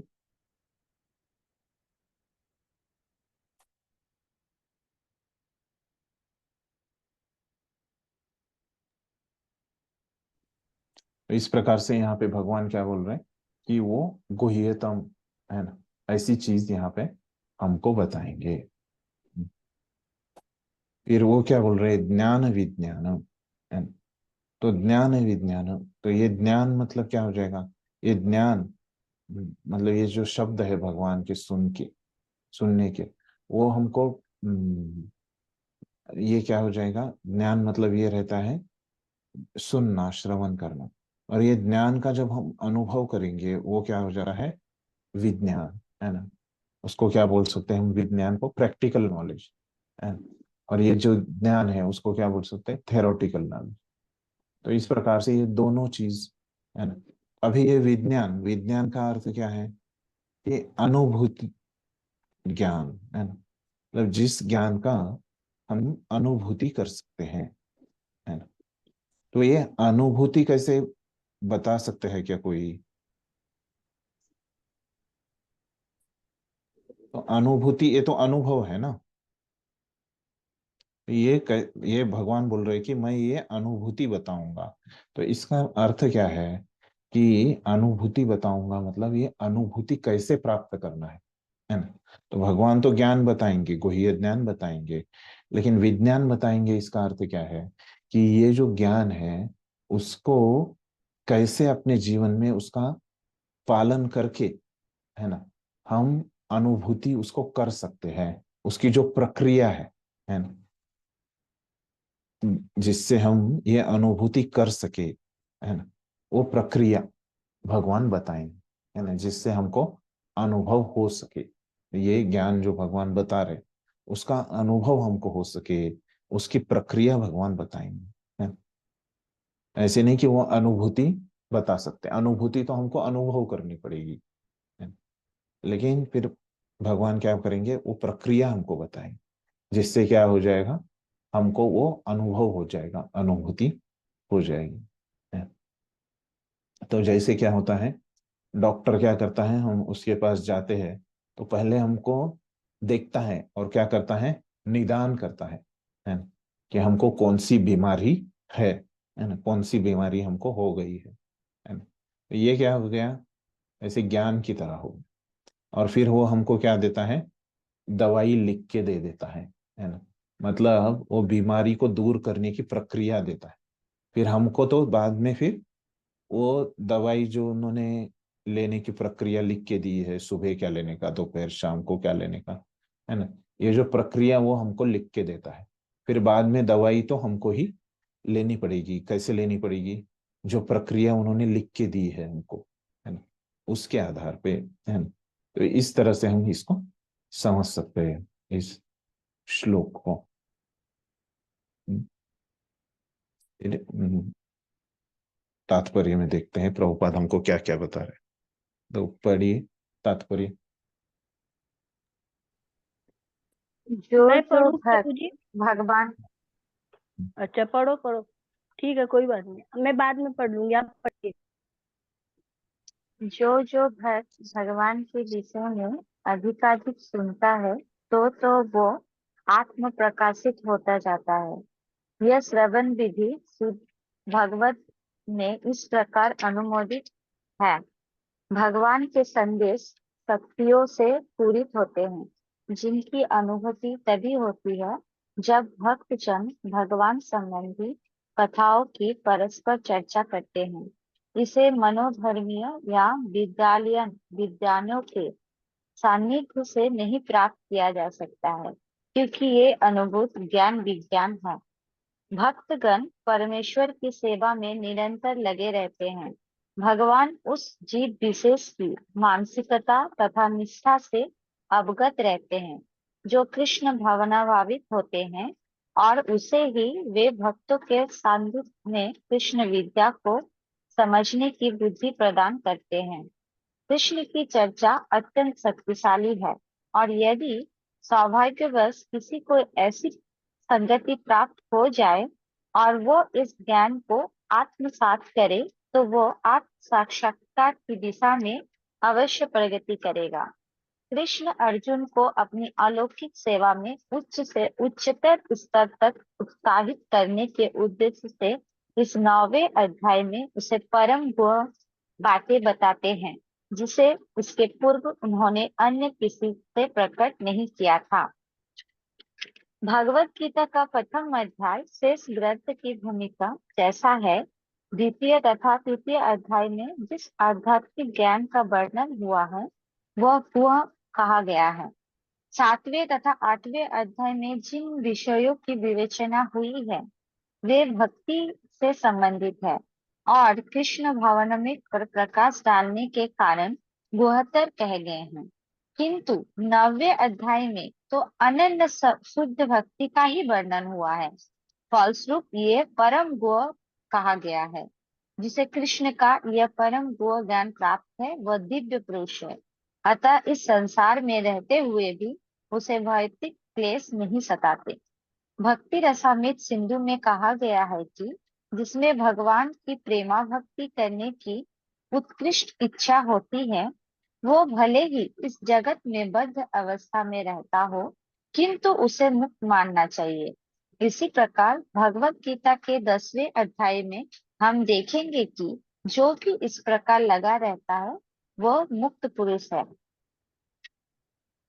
इस प्रथम श्लोक का विशिष्ट महत्व है, ईदम ज्ञानम, यह ज्ञान सब शुद्ध भक्ति के द्योतक है जो 9 प्रकार की होती है, श्रवण, कीर्तन, स्मरण, पाद सेवन, अर्चन, बंधन, दास, साक्ष्य तथा आत्मसमर्पण।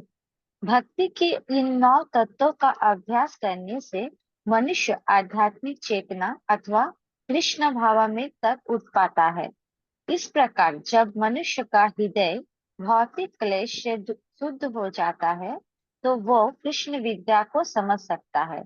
केवल ये जान लेना कि जीव भौतिक नहीं है पर्याप्त नहीं है।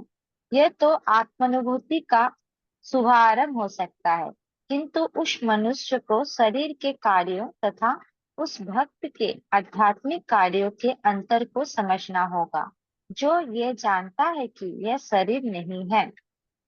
7वें अध्याय में भगवान की ऐश्वर्यमयी शक्ति, उनकी विभिन्न शक्तियां परा तथा अपरा तथा इन भौतिक जगत का वर्णन किया जा चुका है। अब 9वें अध्याय में भगवान की महिमा का वर्णन किया जाएगा। इस श्लोक का अनसूयवे शब्द भी अत्यंत महत्वपूर्ण है।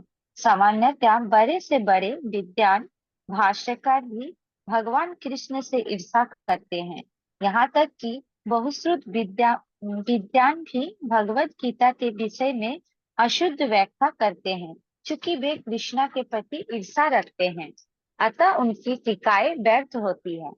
केवल कृष्ण भक्तों के द्वारा की गई टीका ही प्रमाणिक है।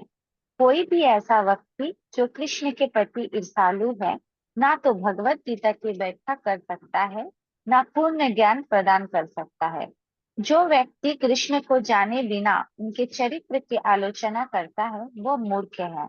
अतः ऐसी टीकाओं से सावधान रहना चाहिए।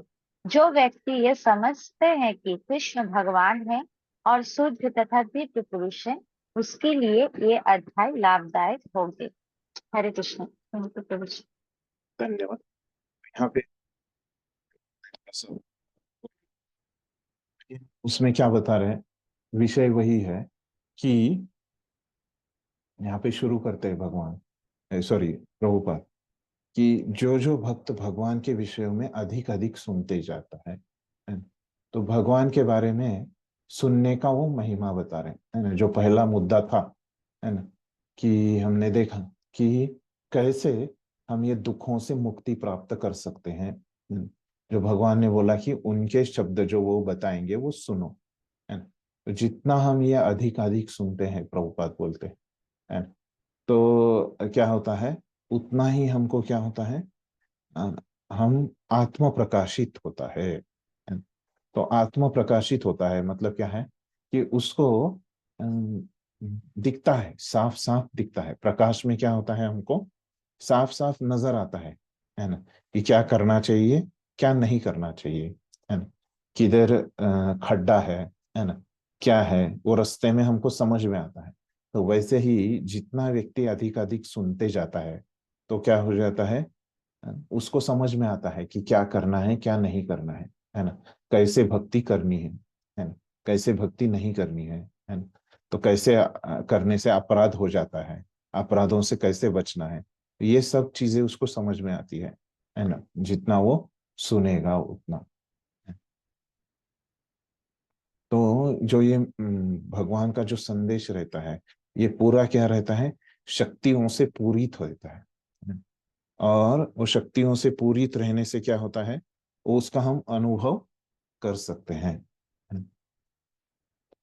तो जब तक हम आपस में एक दूसरे के साथ ऐसी चर्चा नहीं करते है ना भगवान के बारे में, है ना, तो तब तक क्या हो जाता है, तो हम भक्तों का लक्षण नहीं दिखाते, है ना।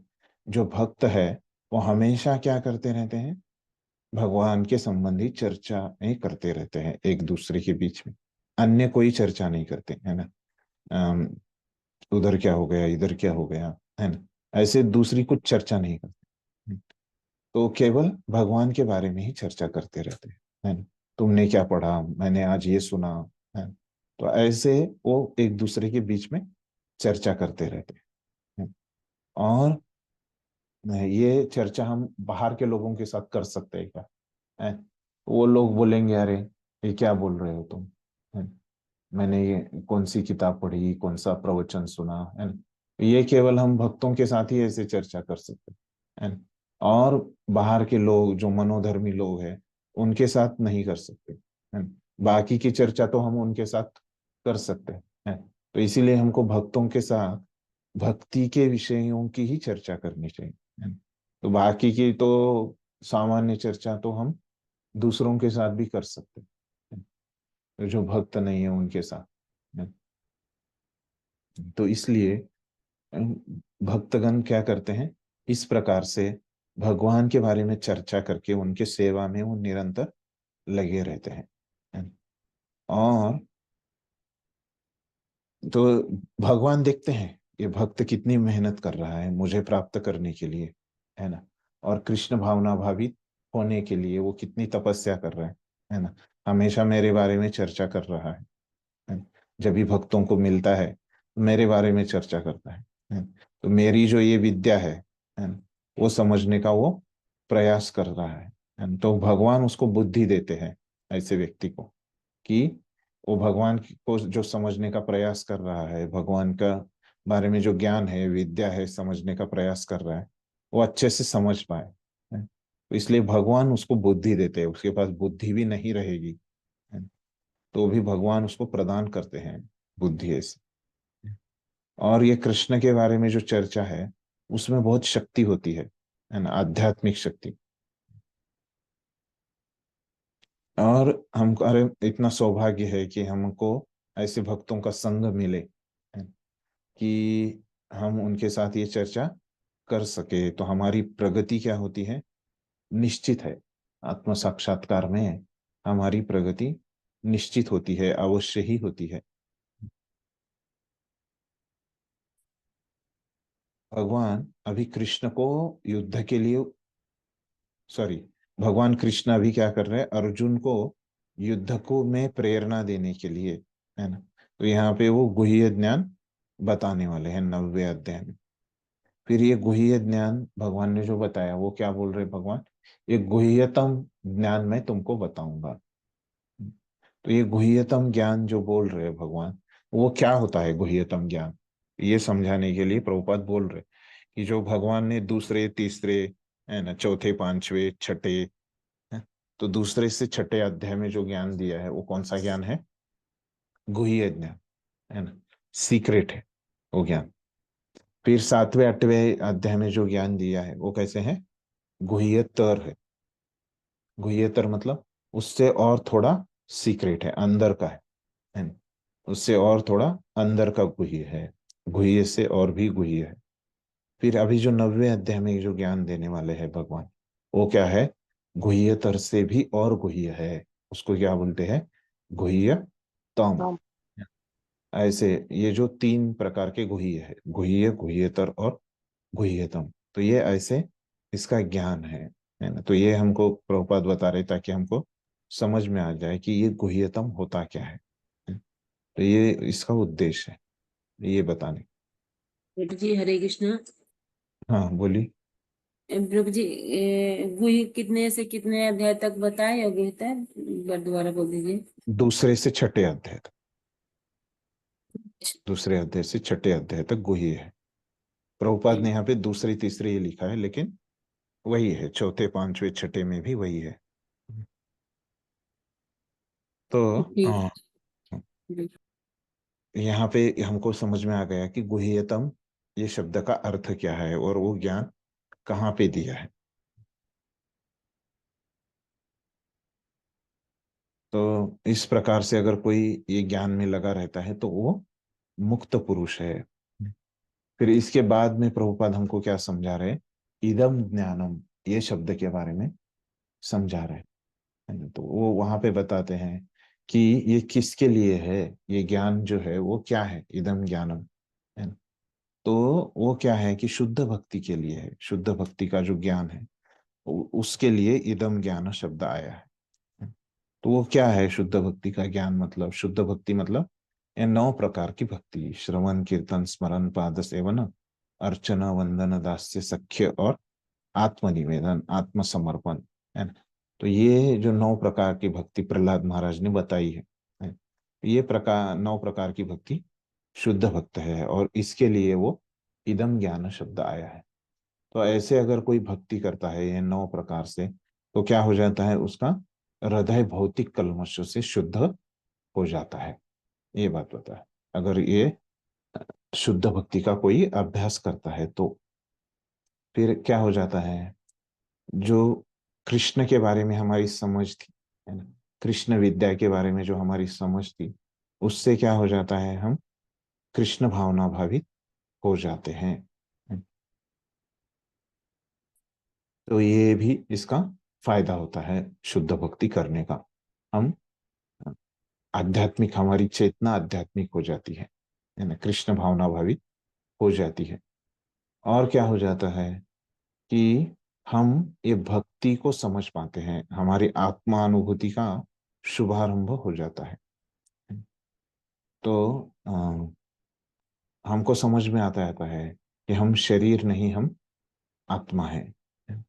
और हम अ, ये ऐसे हमको ये आत्मा के लिए जो आवश्यक है वो कौन से आध्यात्मिक कार्य हमको करने पड़ेंगे, ये हमको समझ में आ जाता है जब हम ये शुद्ध भक्ति का अभ्यास करते हैं। तो ये 7वें अध्याय में हमने देखा कि भगवान के ऐश्वर्य शक्ति के बारे में, है ना, परा अपरा ऐसे शक्तियों के बारे में वर्णन हुआ था। तो अभी भगवान के यहाँ पे 9वें अध्याय में क्या होने वाला है, उनके महिमा का वर्णन होने वाला है। तो ये भगवान अभी बताएंगे अगले श्लोक में कि कैसे उनकी महिमा का वर्णन वो करने वाले हैं। फिर यहाँ पे जो अनुसूयवे शब्द आ गया है कि अर्जुन में वो गुण है कि वो भगवान की ईर्ष्या नहीं करता। तो उसके बारे में प्रभुपाद बोल रहे कि जो बड़े बड़े लोग हैं वो बहुत बुद्धिमान होते हैं, है ना, लेकिन क्या है कि वो कृष्ण से ईर्ष्या करते हैं।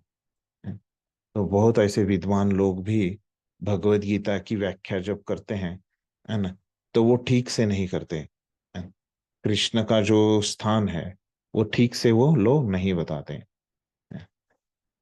तो कैसे वो भगवत गीता की जब व्याख्या करने जाते हैं तभी पहले से उनका मन में क्या चलते रहता है कि भगवान क्या है, कि भगवान को रूप नहीं है ना, ऐसे वो बोलते रहता है पहले से ही व्याख्या करने से पहले। इसलिए वो ठीक से व्याख्या नहीं कर पाते, है ना, भगवत गीता के ऊपर, क्योंकि वो ईर्ष्या करते हैं। तो ऐसे वो ठीक से व्याख्या जब नहीं करते तो हमको भगवत गीता पूरा ज्ञान नहीं होता भगवत गीता। और क्या होता है कि कृष्ण को जाने बिना उनके चरित्र की वो आलोचना करते हैं, कृष्ण के ऊपर आरोप करते हैं। तो ऐसे व्यक्ति मूर्ख है। तो ऐसे लोगों से हमको सावधान रहना चाहिए, बचना चाहिए।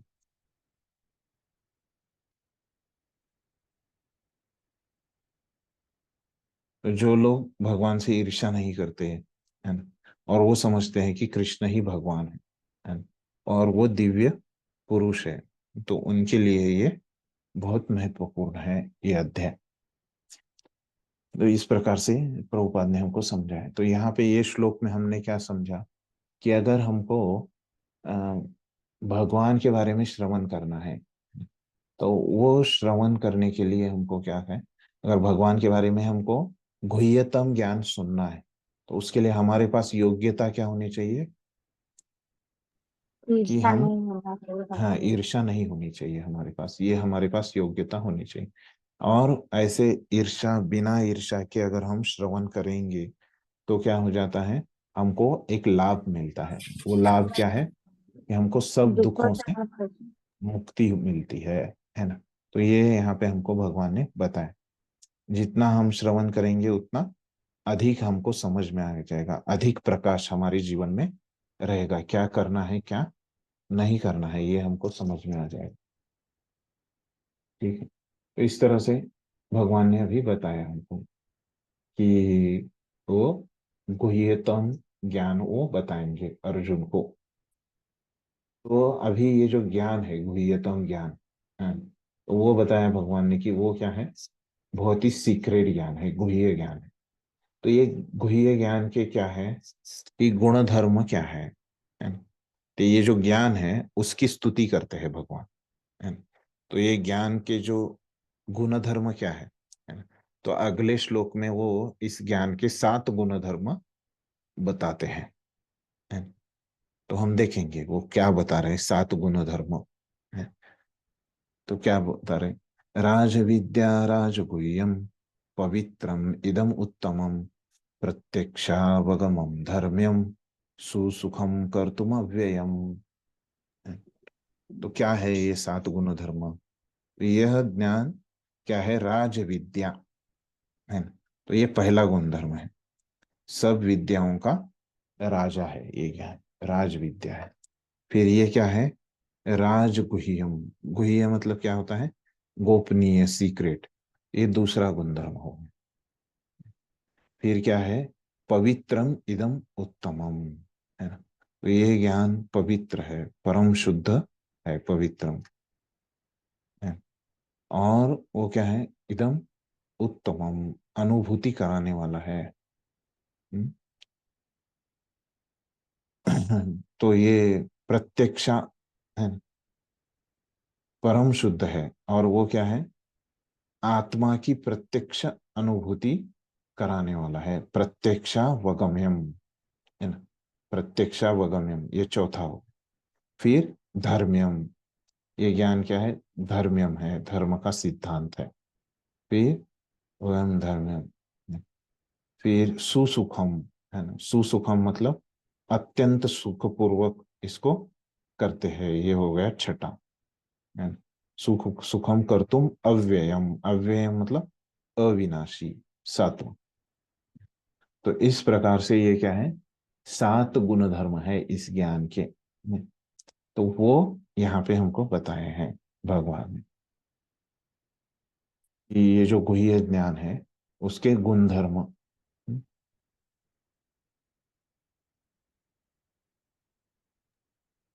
ठीक, तो अभी प्रभुपाद इसको कैसे समझाते हैं इस ज्ञान को, तो हम एक एक गुण धर्म को प्रभुपाद वहां पे लिखते हैं, तो वो हम पढ़ेंगे। पढ़िए कोई पहला परिच्छेद। हरे कृष्णा प्रभु जी। हाँ हाँ पढ़िए। भगवत गीता का यह अध्याय विद्यार्थियों का राजा राज विद्या कहलाता है, क्योंकि यह पूर्ववर्ती व्याख्यायित समस्त सिद्धांतों एवं दर्शनों का सार है।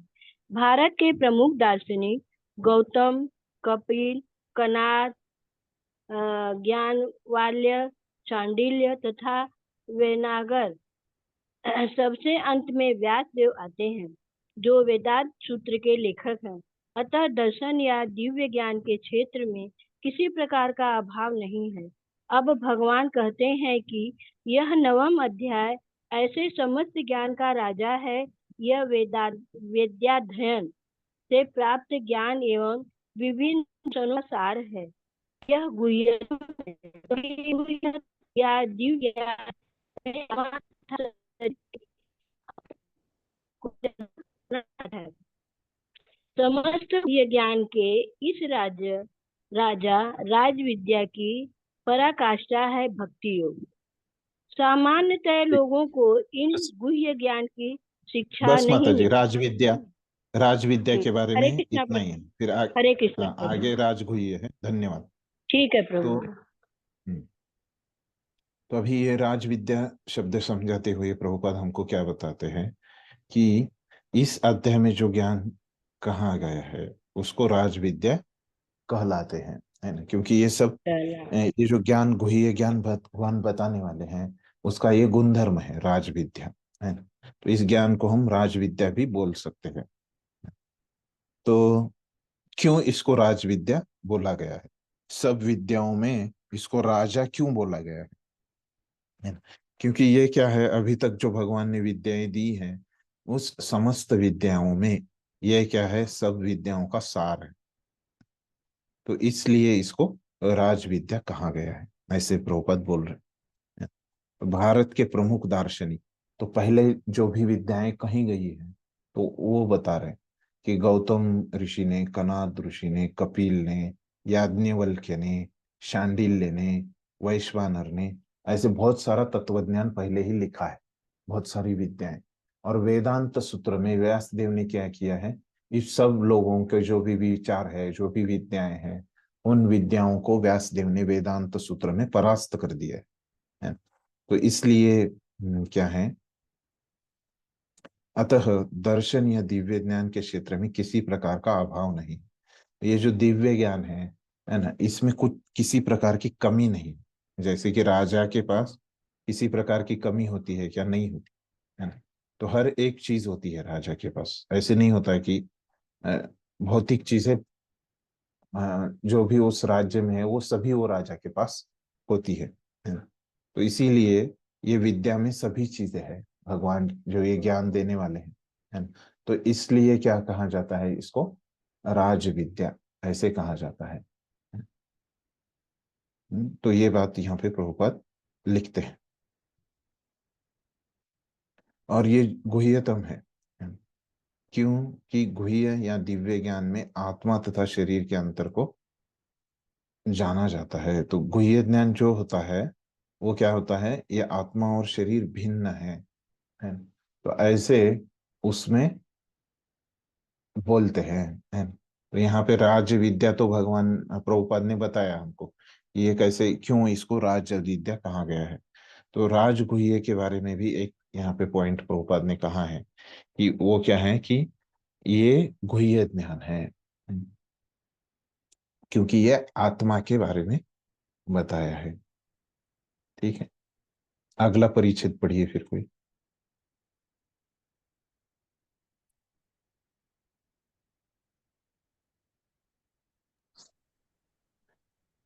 हरे कृष्ण प्रणाम। हाँ पढ़िए। सामान्यतः लोगों को इस गुह्य ज्ञान की शिक्षा नहीं मिलती, उन्हें वह शिक्षा दी जाती है। जहां तक सामान्य शिक्षा का संबंध है उसमें राजनीति, समाजशास्त्र, भौतिक, रसायन शास्त्र, गणित, ज्योतिर्विज्ञान, इंजीनियरिंग आदि में मनुष्य व्यस्त रहते हैं। विश्व भर में ज्ञान के अनेक विभाग हैं और अनेक बड़े बड़े विश्वविद्यालय हैं, किंतु दुर्भाग्यवश कोई ऐसा विश्वविद्यालय या शैक्षिक संस्थान नहीं है जहां आत्मविद्या की शिक्षा दी जाती है। फिर भी आत्मा शरीर का सबसे महत्वपूर्ण अंग है। आत्मा के बिना शरीर महत्वहीन है। तो भी लोग आत्मा की चिंता न करके जीवन की शारीरिक आवश्यकताओं को अधिक महत्व प्रदान करते हैं। हरे कृष्ण। धन्यवाद। यहाँ पे क्या बोल रहे हैं, ये जो ज्ञान है वो कैसे गुह्य है। तो इस ज्ञान की सबको शिक्षा नहीं मिलती, है ना। जैसे ये जो गुह्य रहता है, सीक्रेट रहता है कुछ, है ना, गोपनीय चीज कुछ रहती है, वो सबको पता रहती है क्या? नहीं रहती, है ना। तो उसी प्रकार से ये जो ज्ञान है इसको गुह्य ज्ञान बोला जाता है, क्योंकि ये सामान्य स्कूल और कॉलेजों में हमको नहीं पढ़ाया गया। तो स्कूल और कॉलेज में अन्य विषय पढ़ाए जाते हैं, जैसे समाजशास्त्र है, भौतिकी, रसायन शास्त्र, गणित, ज्योतिर्विज्ञान, है ना। तो इंजीनियरिंग, ऐसे अन्य विषय पढ़ाए जाते हैं, लेकिन यह आत्मा के बारे में है ना, जो गुह्य ज्ञान है उसके बारे में यहाँ पे नहीं पढ़ाया जाता। तो फिर भी क्या है, आत्मा शरीर का सबसे महत्वपूर्ण अंग है। आत्मा के बिना शरीर महत्वहीन है ना। तो कुछ कुछ कीमत नहीं रहती। शरीर जब व्यक्ति मरता है तो क्या रहता है, उसमें आत्मा नहीं रहती, है ना। शरीर तो रहता है पूरा, है ना, जब वो व्यक्ति मर जाता है। तो हम समझ सकते हैं कि ऐसे व्यक्ति में क्या है कि आत्मा ही महत्वपूर्ण रहती है हर एक व्यक्ति में। क्योंकि क्या है, जब वो नहीं रहती तो वो मर गया, है ना। इस प्रकार से हम उसको बोलते हैं। तो यहाँ इसलिए उसको गुह्य ज्ञान भी कहा जाता है। ठीक है, तो यहाँ पे हम रुक जाते हैं, समय हो गया। तो किसी को कुछ समझा नहीं तो पूछ सकते हैं। तो जी हम्म एक क्वेश्चन